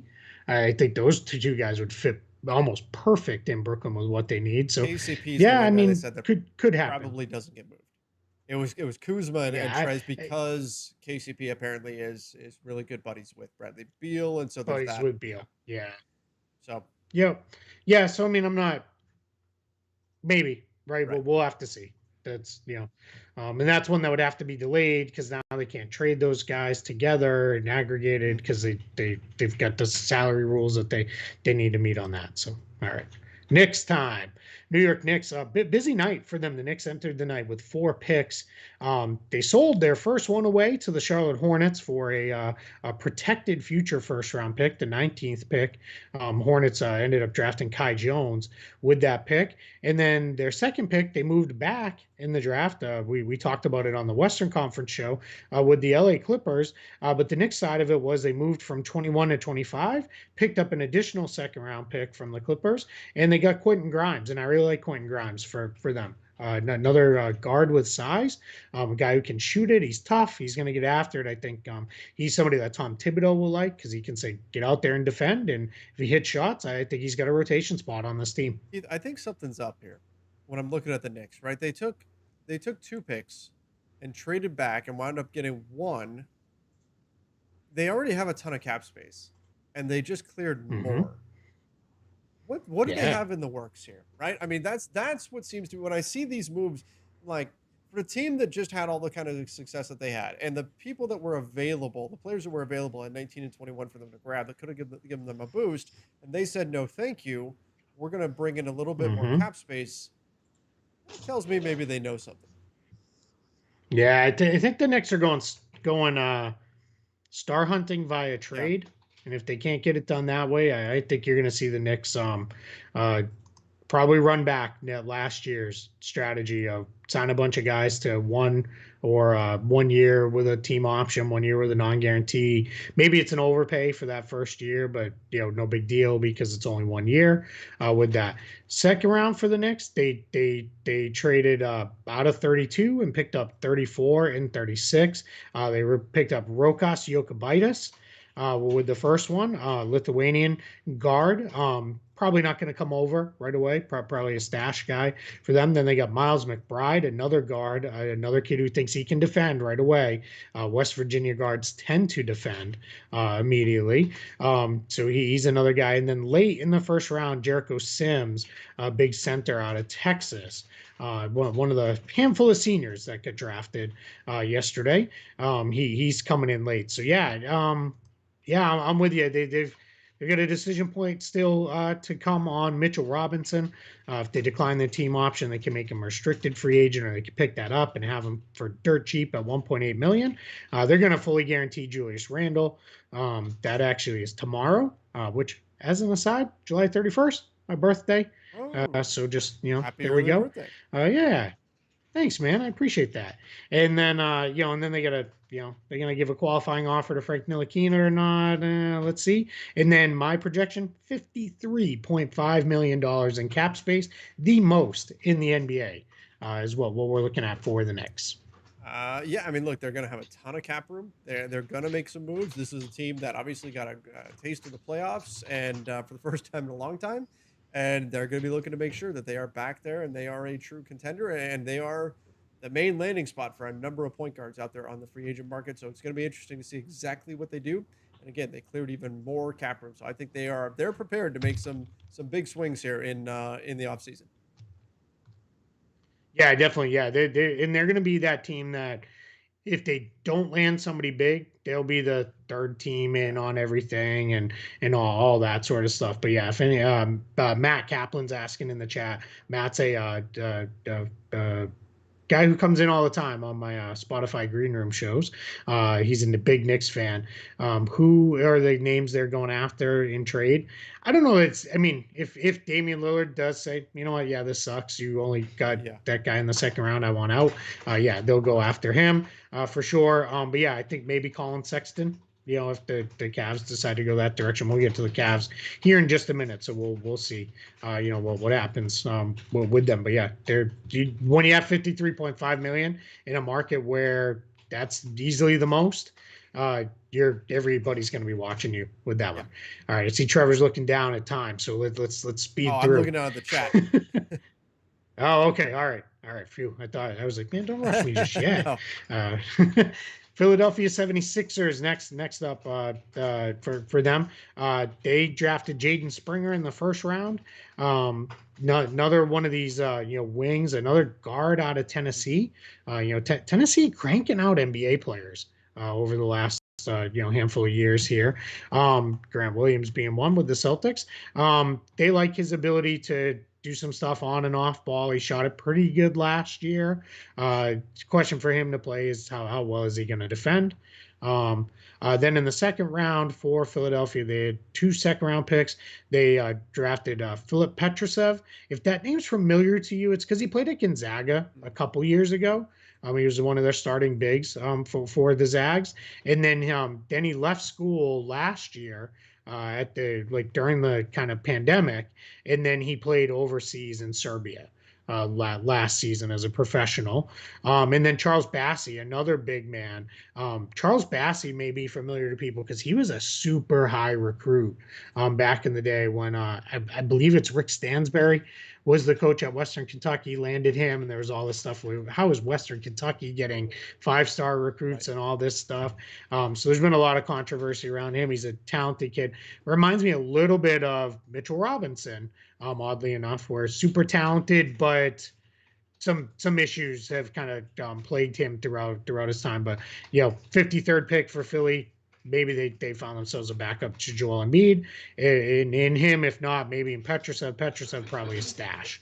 He probably will not come over this year. I love Jaden Springer. I think that's a great big, very young player, but a guy who's already so physically strong for the guard position. I like the way he locks in defensively, and he's got the ability to absorb contact at the rim. Not exactly the quickest first step, needs a little bit of work there, but if he does get a step on you, he's the kind of guy where even if you contest his shot, he can absorb contact and still finish. A little bit Josh Hart-esque in that way, but a bit more built than Josh Hart is. So I like Jaden Springer a lot. I think he'll be a nice fit for the 76ers.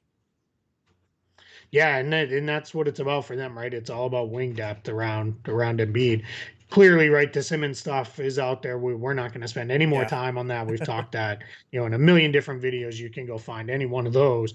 But decision points for them that remain: George Hill becomes fully guaranteed at just over $10 million on August 3rd. Sounds like they're probably going to move on from that just to ease any kind of tax burden. Anthony Tolliver becomes guaranteed at the end of the month of August. And then Paul Reed, B-Ball Paul. I hate that nickname. I just think it's so dumb. But, hopefully he lives up to it. He's another non-guarantee. And they'll keep him around because he can actually play, for a minimum guy. So really it's kind of Simmons watch, right? We're right where we've been with Philadelphia now. Moving on. Toronto Raptors. First curveball of the draft at number 4. This one, really, I think, threw us. I think you were live with me on Green Room when this happened, maybe? Yeah. Scotty Barnes. All along, right? We heard earlier in the week, despite the chatter of Detroit's not fully there, Houston's not fully there, Cade Cunningham, Jalen Green, Evan Mobley, 1 through 3. We felt pretty confident on that. 4th, it had been Jalen Suggs for a month or more, mocked there. by everybody basically. And then Scotty Barnes goes to Toronto. They really threw the curveball on that one. So yeah, I don't dislike the pick. I just don't. I would have liked Jalen Suggs more for them. But Barnes, I liked him. I think the kid can really defend. I think he will hit spot up, catch and shoot shots. I don't know he's ever going to be a great shooter off the dribble. He's also somebody that can drive a closeout, make a pass, make a play. He is also somebody who, by the time we really get to know this draft class well, everybody's going to love this kid. He's just got a great attitude. He's a super hard worker. He takes on every challenge. He wants to defend the best guy on the other team every night. And the Raptors, with him and Anunoby and Siakam and Van Vliet, they've got a chance to put together an absolutely killer defense. Yeah, exactly. And look, Barnes is a guy that I like a lot, but look, we were hearing coming into the draft. Like at first, it was this is a 4-player draft at the top. And then that started to shift. And the next thing you know, it's being called a 3-player draft. And that, maybe you had Suggs on the way out. And the Raptors apparently felt that way. There have been some rumblings about, okay, maybe he didn't have the best workout for Toronto or whatever. But ultimately, they decided to go with the guy they like best. And look, Suggs was an easy fit in terms of, okay, he's replacing Kyle Lowry. But if they truly believe that Barnes is just the better player, then you go with it. And here's the other, the Raptors have done a great job drafting. So they've built up that equity by making so many good decisions in the draft in the past. So because of that, I'm not going to question this too much. I'm just going to assume that their analysis was that this is the better pick and trust that until that's not the case. Yeah, and that's 100% fair. You trust the track record, and again, we always say with Masai Ujiri, the one GM out of all of them that we 100% know he's going to do what he wants to do and doesn't really care, what anybody else thinks about it. They had 2 second-round picks. Delano Banton. He's a Canadian kid. He went to Nebraska. He's another wing with size. That's right. There's the theme of this draft is wings with size. And then a guard, David Johnson out of Louisville. So another, kind of tough-minded kid that, will get into people a little bit. Funny story with those two, because they picked those guys at 46 and 47. They asked Bobby Webster, who's the Raptors general manager under Masai Ujiri, how'd you decide who to take at 46 and 47? And his answer was, you got to go with the Canadian kid at 46. So I thought that was kind of cute. I thought that was pretty funny, by them. But yeah, and then Raptors, decision points. They've got 1 million non-guarantees. Rodney Hood had his guarantee date was supposed to be July 27th a few days ago. Mutually agreed with the team to push it back to August 3rd. So that's still going to be out there for a little bit. And then they've got a couple more to go. Aaron Baines, DeAndre Bembry, Chris Boucher. They've got stuff to figure out with a bunch of those guys as they decide what direction are they actually going to go. Are they going to go cap space wise? Are they not? If they go cap space, they can get to about 23.1 million or so in cap space. So we're Raptors still in the mix to be a player. And then of course, could still be a Kyle Lowry trade to come, sign and trade to come, or something like that. Yeah, absolutely. I think that they can still be in a good spot. And look, Masai Ujiri is one of the very, very best. So just again, I'm going to trust that he's going to make the right decisions moving forward for them. And and I think we're going to see a Kyle Lowry sign and trade most likely. Yeah, or I mean, outright signing, maybe. But yeah, I wouldn't be surprised if signing. I'm not trade. sold on him going to the Trevor, we're 2/3 done. That's why I'm saying. Okay. All right. I hear you. All right, we're 2/3 done. Chicago Bulls. Coming up next, Bulls did not have a first-round pick. That pick went to the Orlando Magic as part of the Nikola Vucevic trade. We'll discuss the Magic here in just a minute.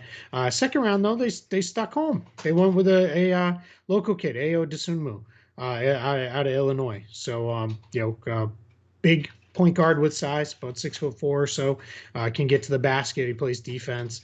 Kind of a interesting fit for them with their other guys, because they may be looking for a little bit of guard depth behind Kobe White, depending what they do with Tomas Satoransky. That's kind of their big decision points, is on Satoransky and Thaddeus Young. Satoransky's guaranteed $5 million. He gets up to $10 million on August 2nd, and then Thaddeus Young guaranteed $6 million. That climbs to $14.2 million on August 2nd. So we'll see how that goes. And then they've got a team option on Ryan Arcidiacono. My guess is they're probably going to decline that, if for no other reasons, just for roster spot flexibility. And they could always bring him back later if they wanted to. Bulls could be a cap space team if they wipe the books clean of their stuff, and that would mean Lauri Markkanen gets renounced, so no qualifying offer there. I'm hearing that he's not really in the plans for Chicago anymore. So would not be a surprise if that's the way that one goes together, because he can't play with Vucevic up front. So we'll see. My favorite thing about their one draft pick, if you guys watch the No Dunks Inc. and listen to that podcast, formerly The Starters, Trey Kirby, who's a Chicago guy and a Bulls fan, whenever they say Trey Kirby's joining us, his answer is always, "Ayo." And now they have a guy named Ayo. So I think that's kind of cool. And that does work out quite well. Some good synergy there.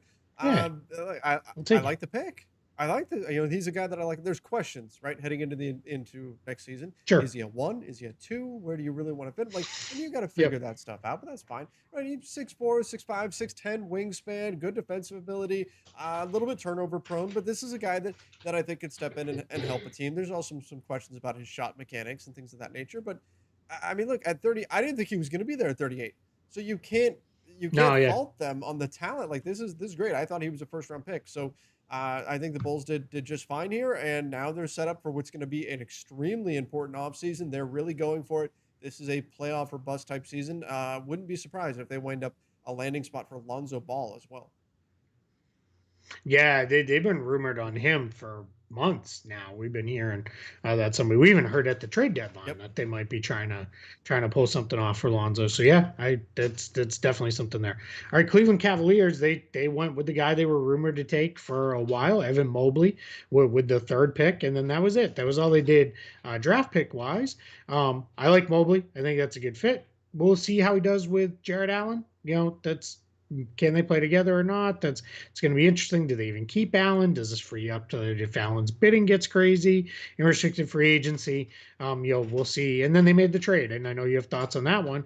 It was Ricky Rubio coming in to Cleveland, Taurean Prince in a 2nd round pick, and cash going off to the Minnesota Timberwolves. Timberwolves side, just in case you only listen to the East side, they did it to create a little wiggle room under the luxury tax. Cavs picking up another guard. Yeah, I like this, actually. I like this for Cleveland. And I think what I like about it the most is the flexibility, right? Because you can spin this either way. This isn't tipping your hand on a Colin Sexton. There were people who were saying, "Oh, Colin Sexton's gone then," right? No, not necessarily. I mean, we've got a number of teams. Sure. The NBA is a copycat league. So we've got a number of teams talking about, hey, who's going to be our Chris Paul? The Pelicans are already talking about that. Hey, Kyle Lowry, come be our Chris Paul this season. Help a young team make the leap to the next level. You can sell it that way, as Rubio's just coming in to be the Cavs version of Chris Paul, be a veteran guard. Doesn't mean he has to start or anything like that. Just be a veteran presence out there that can help organize the team. And then if you do wind up having a Colin Sexton trade that shows up and that you like, great. You can make that move, and Rubio's in your starting lineup, and all is just fine. So that's what I like about this, is that you're already set up. You're already set up in order to make the trade if you want to, but you're not in a position where you have to with Rubio, particularly on an expiring contract. You just made me feel really old. That this is where we're at with Ricky Rubio. He's the veteran, right? Like, he's like the veteran. I still feel like he's the kid from Spain, right? And I was like, how old is Ricky Rubio? He's gonna be 31 at the start of the season. I'm old and washed, man. I'm done. Just, put me out to pasture. Yeah, I don't think this definitely means the Sexton trade is coming either. Teams are transitioning into this multiple ball handlers on the floor at all times. We know the Sexton can play off the ball, does that quite a bit with Darius Garland. It's already better than any of the mess they rolled out behind those two guys as a backup point guard. last year that spot was just a disaster area for the Cavs, especially with Matthew Dellavedova. We know now he's headed back home to Australia to continue his career. I thought you were going to say you really liked that it reunites Ricky Rubio with Kevin Love. Yes, that's the other That's piece of this. there's that part of it That too. was great. I want I wanted to get your take on something too, Yeah. because this is a guy I know you're familiar with because he was your guy once upon a time. There was a lot of reports yesterday from a handful of different people, which when it's a few different people saying it, you think there's something to it, that they want to get off Larry Nance Jr., get rid of his contract, almost kind of salary dump. But that seems weird to me. Yeah, that is kind of. I mean, he's such a versatile player. You could play him at the 3 or the 4, even the 5 at times if you really want to He's the as a best small ball defensive player. player on Yeah, that team by solid far. defender, Yeah. hustle guy, high character guy. I mean, he's the kind of guy that you should want to have on the Cavs if you're a young team, you're up and coming. That surprises me as well. I wouldn't imagine that he would be a guy that they'd be looking to get rid of. And I think there should be suitors for him if they do indeed want to do that. There should be a number of teams stepping up to try to get him. Again, he's not the kind of guy that's gonna put you over the top or anything. It's not like say Golden State goes and gets him and everybody says, "Oh, that's it. Golden State's number one in the Yeah. West now." No, that's not Larry Nance, but he's a good player who can come in, fill a role on a team, and get the job done for you. So I don't think that's a move they should make, honestly. And obviously it depends on what they can get back in return. Yeah. If they get something good, great. But he's not a guy I'd be looking to salary dump. Yeah, I get that the front court's getting a little crowded, right? Because now you get Allen, Mobley, Love, you get him. I get it, but that's not the guy I'd be moving on from either. But if they do, 10.7 million fits nicely into the remaining 11 million of the Gordon Hayward trade exception for the Boston Celtics. I'd be all over that if I was Boston. Even if that was like, well, we want Romeo Langford back, or we want one of your young wings. Good, done. Moving on. We're going to take that. Also, last thing on the Cavs that I have is let's keep an eye on Kevin Love here. I think we might be in range of maybe a Blake Griffin-ish buyout Yeah. kind of opportunity there, potentially free him up, let him go play with somebody else if he wants. I don't like USA Basketball throwing Kevin Love under the That bus was the way they bad. did. That was bad. That was a really bad look. I don't. I mean, it sounds like to me he thought he could play and wanted to try to play, and he's not ready, and so you're trashing the guy for it. I mean, that's not cool. That's. Let's just say there's a reason some guys don't want to play for USA Basketball. That's not a good look No. when you're trying to sell Well, stars on coming and spending and the months. Cavs can't be happy either. I mean, look, any shot they had of Yeah, trading him is now. I mean, that took obviously it was tough to begin with, but that took a hit as well because who's going to trade for him now when Team USA is saying, "Oh yeah, he looked terrible when he was out there." That yeah, it's crappy. just not Yeah, good. I don't like it. Yeah. All right. The Detroit Pistons should have been their night if the Lakers didn't come in and Russell That's right. Westbrook them right off the planet. But Cade Cunningham, number one, they didn't get cute. They took the best player in the Yep. draft, best all around player in the draft, best all around player maybe to hit the draft in any number of years. He can really defend. He can score at all three levels. He can handle the ball. He can shoot. He can pass. He can rebound. He can kind of do it all. I am as sold that Cade Cunningham will be a star coming in as I was just about anybody. Super duper star like Zion, AD at the top of the draft. Not quite there, but I think this kid's going to be really, really good. Then in the second round, they traded out of one of their picks that went to Charlotte. We'll talk about that when we get to the Hornets. They drafted Isaiah Livers, local kid, went to Michigan. Again, Trevor, tell me if you've heard me say this one before. A wing with good size, Shocking. because that's what he is, and that's what everybody is. And then Luca Garza, the National College Player of the Year, the big man, brought in as well. There he is, going to be a center, and they could maybe use some center depth because they traded away Mason Plumlee Yeah, that's right. before the draft to the Charlotte Hornets. We'll talk about his fit there, but a little odd that you just signed him last year. Didn't think he was really bad for them, but they moved on from him already. I mean, I didn't like the contract that they gave him last year, so it makes sense to me why they would, if there was an opportunity to move on from him. Okay, that's fine. But look, the big storyline here is Cade Cunningham goes to the Pistons. They didn't do something crazy. They didn't move the pick or anything like that. They listened to some offers. Uh-oh. Breaking Oh, news. The Boston Celtics are trading Tristan Thompson to Atlanta for Chris Dunn in a 2023 second round pick. frees up about 4 million more in That's cap that. space for the Yeah, Celtics. I was gonna Or say not cap space, tax I was space. gonna say he's only like 5 million or so for Chris Dunn. Yeah. I mean Dunn, a good defensive first guard. I mean a little bit of talent duplication there with Marcus Smart, but I think Dunn is not done.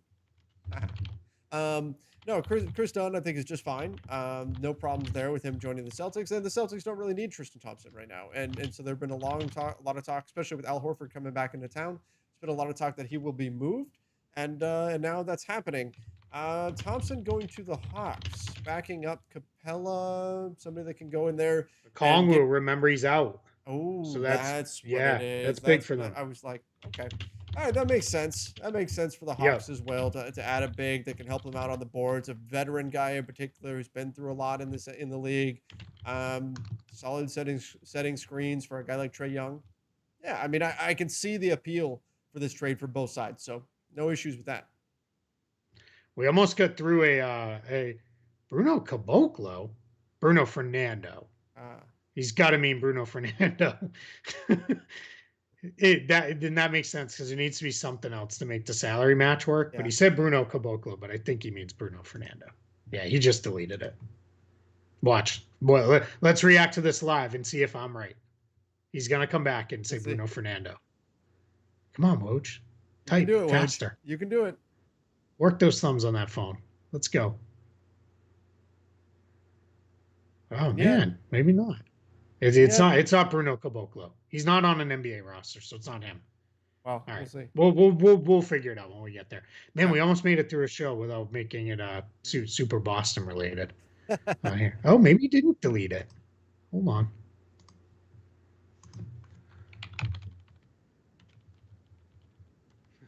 Somebody just tweeted Tristan Thompson in Atlanta. That's dangerous. Okay. All right. It's got to be Bruno Fernando. He's not fixing it, but it's got to be. No, late night for Woj. Probably very sleepless night for him. We're tired. Woj is exhausted. There's no question. Yeah, right. Because we went to bed at some point while he was still breaking two-way and camp deals. Right. All right. Pistons, we don't want to cut him short. Yeah, the Plumlee. I mean, I guess. I don't know. I thought he was all right for them. I like Isaiah Stewart a lot. He's now going to eat all the center minutes that he can have. Jahlil Okafor's there. And it's they can now get to, and I project them to do it, get to about 17.5 million in cap space.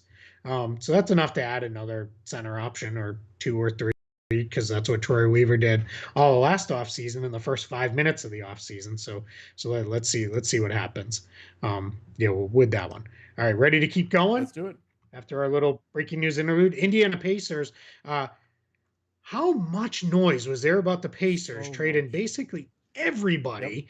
Yep. And then they sat right where they were and drafted Chris Duarte, the guard out of Oregon. A lot of teams seem to like him. Yes. He was the first senior off the board, 13th pick.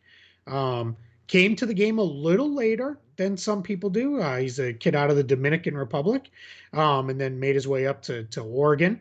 But yeah, I really like him. I think that's a really nice fit for the Pacers. They need another creator that can kind of give Karis LeVert and Malcolm Brogdon a rest on occasion. So I think that's good. And because of LeVert's unique skill set, you can do some interesting things with that roster construction where you can slide him over and play the super big, rangy, long, quick group and stuff. So I really kind of like this move for them. Yeah, and look, there were a lot of teams that were trying to trade up to get Duarte. It's interesting because originally he had some buzz around, maybe the mid-20s, somewhere in there, maybe end of the first round, and then just kept rising. And then suddenly, 2 days before the draft, it's like his stock just went straight up, right? And next thing you know, he went from being like somebody that you were going to see maybe around 21 to the Knicks or something like that.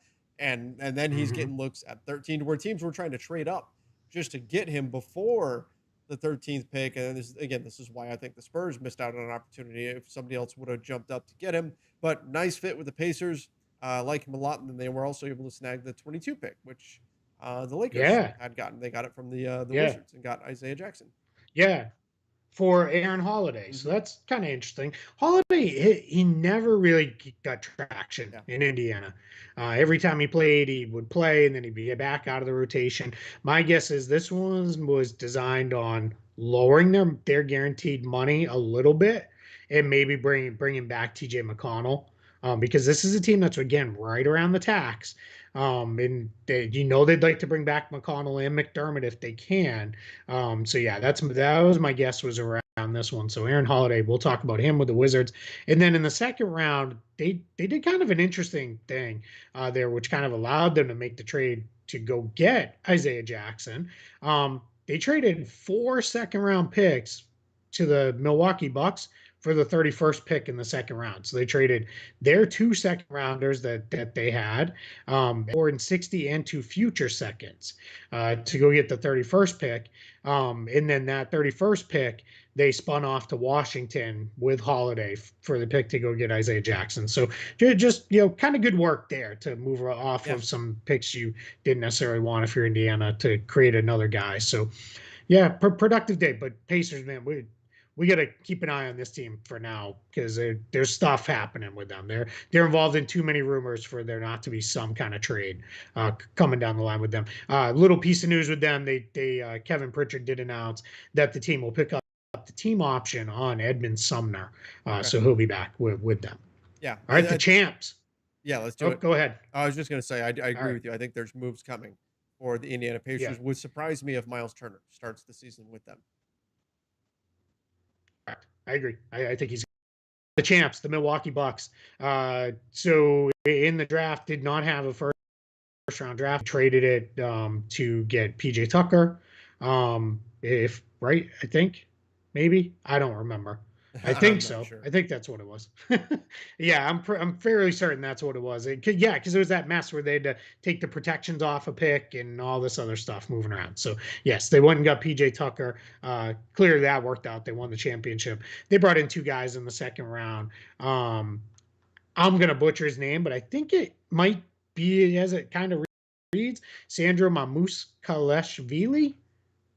Ish in that range. That's about as close as I can get to it. Sandman. Sure. Yeah. And then a kid from Greece, and guess what, Trevor? A wing with size. Hey, there you go. Georgios Kalatzakis, I believe, or Zakis. I should have the pronunciation guide up, but it's too late in the show to mess around with that now. But yeah, the Sandro kid, Sandman, out of Seton Hall, that's a big guy who can really score the ball. So I think they really like him, there. So I think that is,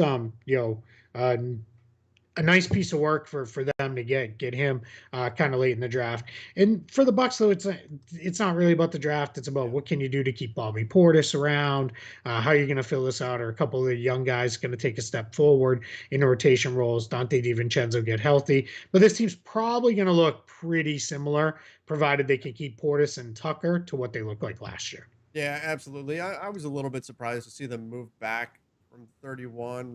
There was some real talent still on the board at 31. Not to say they didn't get guys. And look, if at the end of the day they really liked the players here at the back of the draft just as much, then fine. You got 2 of them, it's where you would have got 1.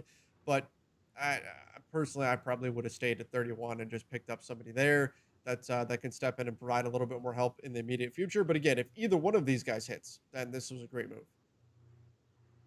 Yeah, absolutely. Yep. Yeah, there's no real reason to do that. I'm stunned. So we're moving on to the Atlanta Hawks now, and I'm just a little stunned that he still hasn't corrected it. Yeah. It's got to be Bruno Fernando. So just so you guys know, this is where I get with this transaction stuff. I'll be sitting here when it's 2 a.m. next week and deals are breaking and something seems off, and I'm going to be super frustrated, and I'll be texting Trevor and everything. Yeah, Bobby Marks just chimed in. It's Bruno Fernando. There you go.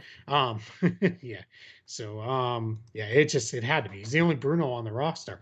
So Tristan Thompson going to the Hawks. I think we kind of like that one for them. To back up. We're not going to spend a whole extra lot of time on that. We already reacted to it live in the moment. But in the draft, the Hawks, couple picks that I think everybody kind of likes for them. Jalen Johnson.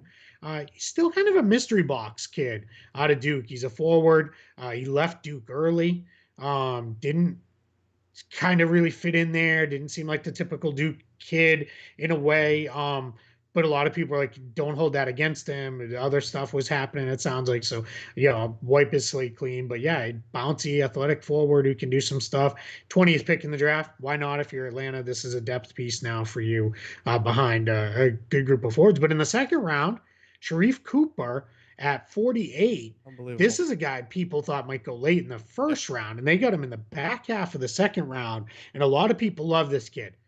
I'm not as high on him because he's tiny and he can't really shoot, yeah, that's the problem. but he's tough. He's very fast, and he's probably the best passer in the draft. And when you're kind of taking shots at upside for backups behind Trae Young, I think Atlanta did really, really well with this guy. If you get the best anything in the draft at the 48th pick, you did just fine, right? And like you said, Yeah. he's probably the best Yeah. passer in the draft.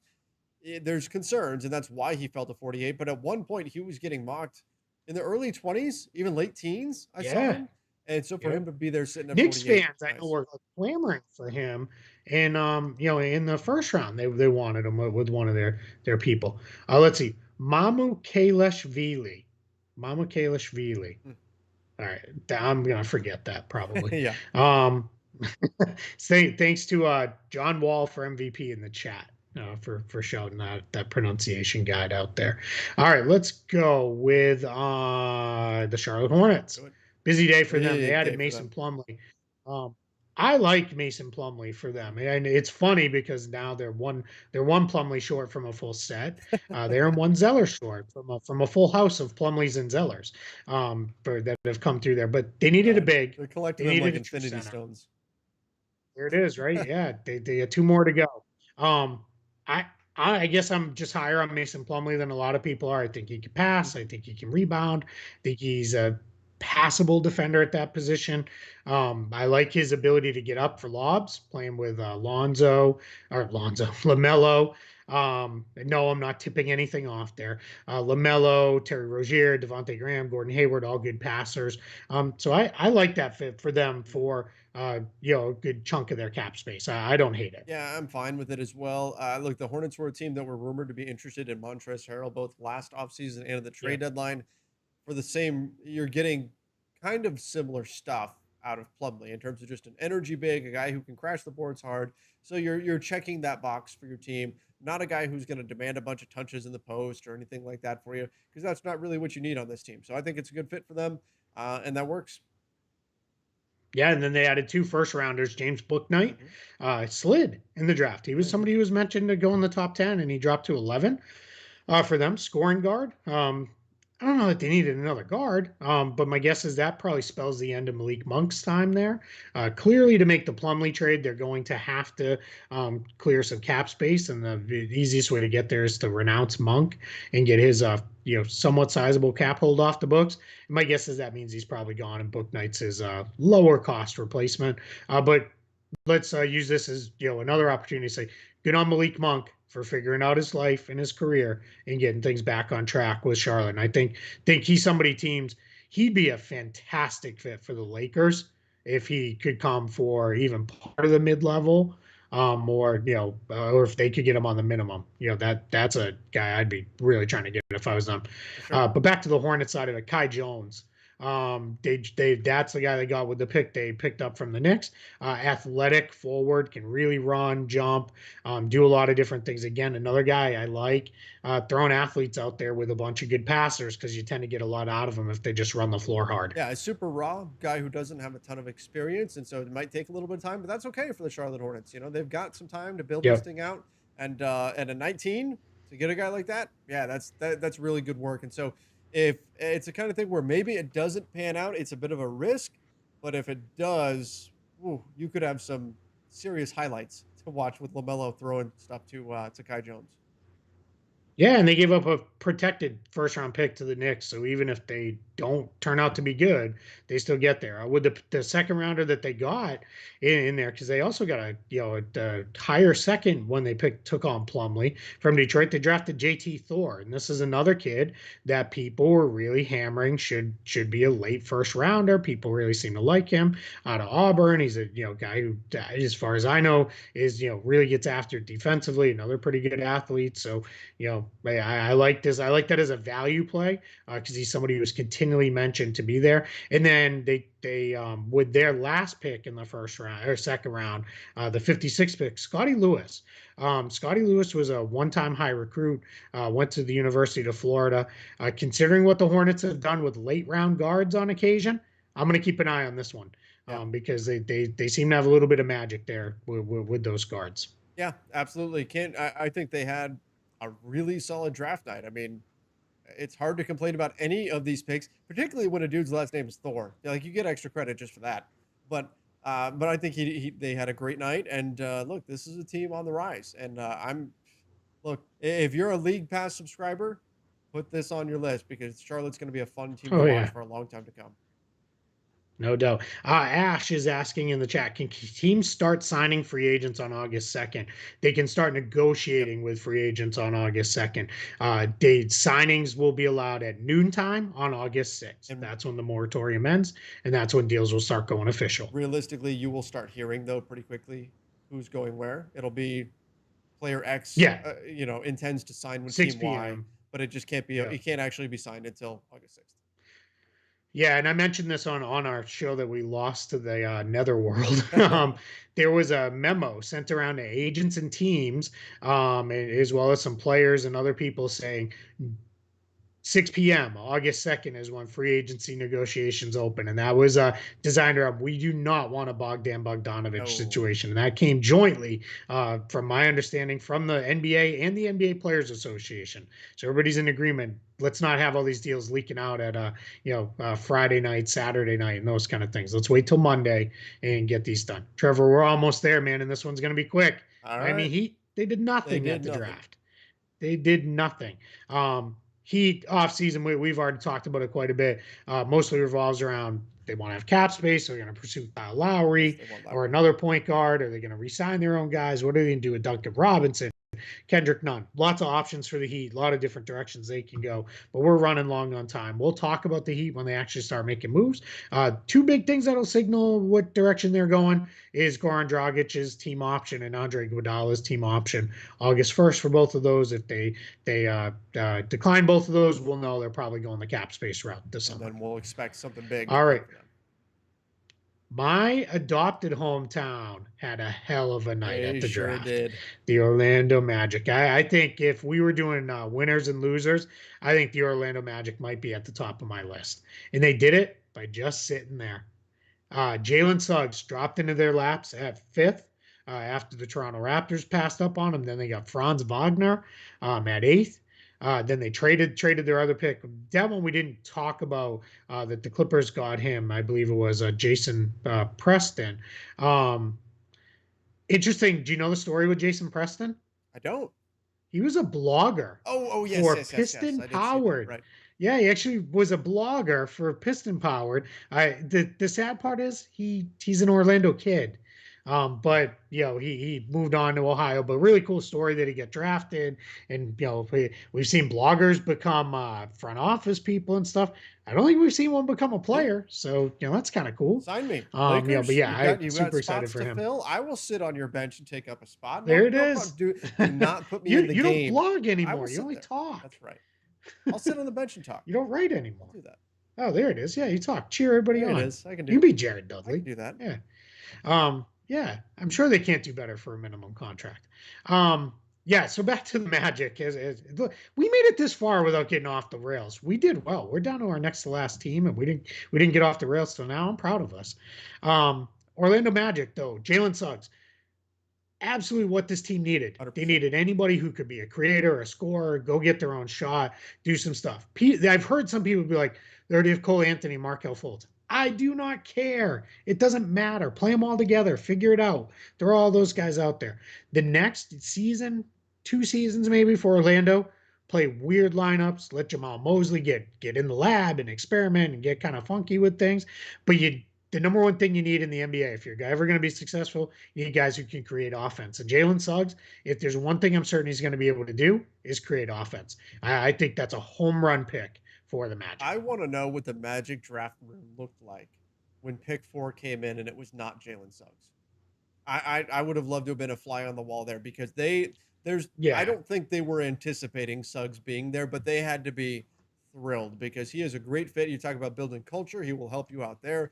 This is a perfect fit for them. And then Franz Wagner. But does this mean Mo Wagner is going to stick around? I wonder It might. with I wouldn't Orlando, be right? Just surprised. to have that kind of support system in there. Yeah. But again, Yeah, have the two brothers yeah, there. but great fit. And I like Yep. Orlando had a great draft night. And Yep. look, they still have a long way to go, but this is an Yep. excellent step for them. Keep an eye on Terrence Ross. Sounds like he could Yes. be on the move. A lot of teams like him. Very tradable contract with that. Someone asked in the chat just before we go to the Wizards to close us out. With the Celtics acquisition of Chris Dunn, would you expect to see Pritchard on his way out? Absolutely not. No, it's going to have no impact on that at all. We don't even know how healthy Chris Dunn is. He only got healthy at the very end of last season there. So, no, I don't think anything with that. Then, yeah. So, last team, Washington Wizards. Didn't do much.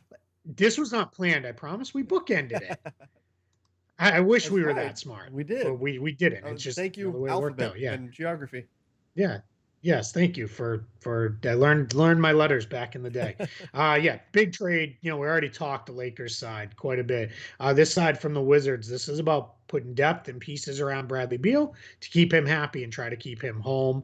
We'll see how many of those guys stick. I know there's the Spencer Dinwiddie rumors. There's other stuff out there that they could move guys on with this, but I as much as like I said, I don't really like it for the Lakers. I think this is a home run trade for the Wizards. Mhm. He cleared that Westbrook contract off the books. They needed to do something to start clearing up that cap sheet. Yeah, he took on some money long term with Kuzma, but $13 million for Kyle Kuzma, perfectly fine. And no, I'm not saying that because now he's not a Laker. I'm not that guy. I don't do that. I said all You along said that that that about contract Kuzma was when fine. he was in purple and gold too. Yeah, and I Yeah. said that when the Lakers fans thought Yeah. he sucked and thought he should be making $5 an hour.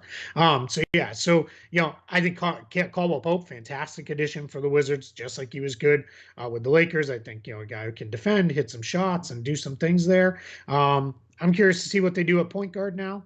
Let's see how they remake that. Power forward position's a little bit of a mess because Kuzma, Bertans, Hachimura all together. I don't know. I'm already hearing, maybe we'll play Bertans as a small ball five. Some, Mhm. right?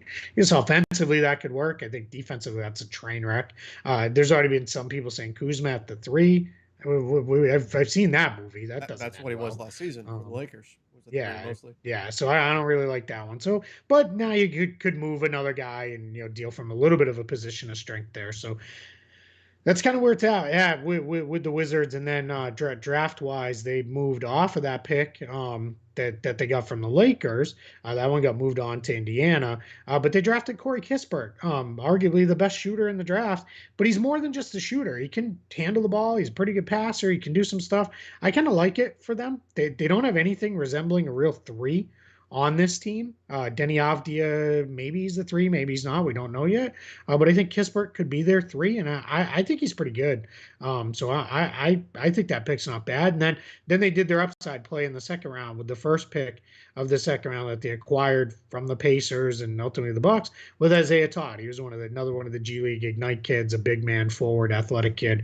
So I like what they did at the draft. I like the trade for them. So now it's get it right around Bradley Beal, or next year our conversation is going to be where's Bradley Beal going? Right, exactly. But I do think this was a good night for them. The Westbrook trade, that was the most you could expect to get for Westbrook, right? I mean, you kind of replaced the first round pick that you had to give up in the John Wall trade. So Yeah, they did really good work here in order to move that big contract. They found a team that wanted a win now piece like Westbrook that was motivated to take on that kind of a contract. And so, it works out great for them. They may end up flipping some of these pieces in other deals. In terms of yep, Kuzma, Harrell, they could go out elsewhere, and you could see the Wizards still pick up some other assets. But I like what they did in the draft as well. Corey Kispert. I mean, again, can't complain about getting shooting. So overall, solid night. But I think the biggest development was Bradley Beal, not saying he wasn't yeah, going to ask out. Like that's the most important yep, thing. Washington, a lot of guys, a lot in that situation would have wanted out last year, right? They wouldn't have wanted to stick yep. around with this team, but the Wizards have found a star level player who's very dedicated to stay with that team. And so my hope, fingers crossed, is that they are able to build a solid team around him and do it quickly because I don't want to see them have to go down that path with Bradley Beal where he asks out and then they're dealing with a trade situation. Yeah, I agree, and that's the biggest one of all. So I think that is absolutely massive for them. I love that. So yeah, it's great that he's sticking around. We like when these guys stick it out there. So that's it, man. We made it. Hey, we We did did it it. All 30 teams. We talked to all 30 teams here. Anybody in the chat make it the whole way with us here on this live stream? Shout it out in the chat. for sure. Love it. So we love you guys. I can't say enough the incredible amount of support you all have given us here on NBA Front Office Show. We're over 6,300 subscribers in about a month. Our videos are doing really well. Tell your friends. We will be back daily, maybe even multiple times a day throughout free agency, Yes. breaking everything down. We're at least going to do probably some form of nightly wrap up show. For at least the first 3-4 nights of free agency or so. Definitely. It'll Yep. probably come a little later because Trevor and I will be on very different time zones, but we'll figure all that out. But get into the late stuff. So we love you guys. Look at Trevor, man. 1, 2, 3, 4 people. Well, at least 4 people watch the whole thing. I Wow. I am stunned. Troopers. You guys are the best. Yeah, Troopers, you man. guys are the best. We got some marathon runners here, but yeah, we're right here. We just hit the 2 hour mark, so good spot. Perfect. All right, Look at everybody. that. Thanks so much Thanks, guys. for sitting through the whole thing and chatting along with us. Till next time, everybody. See ya.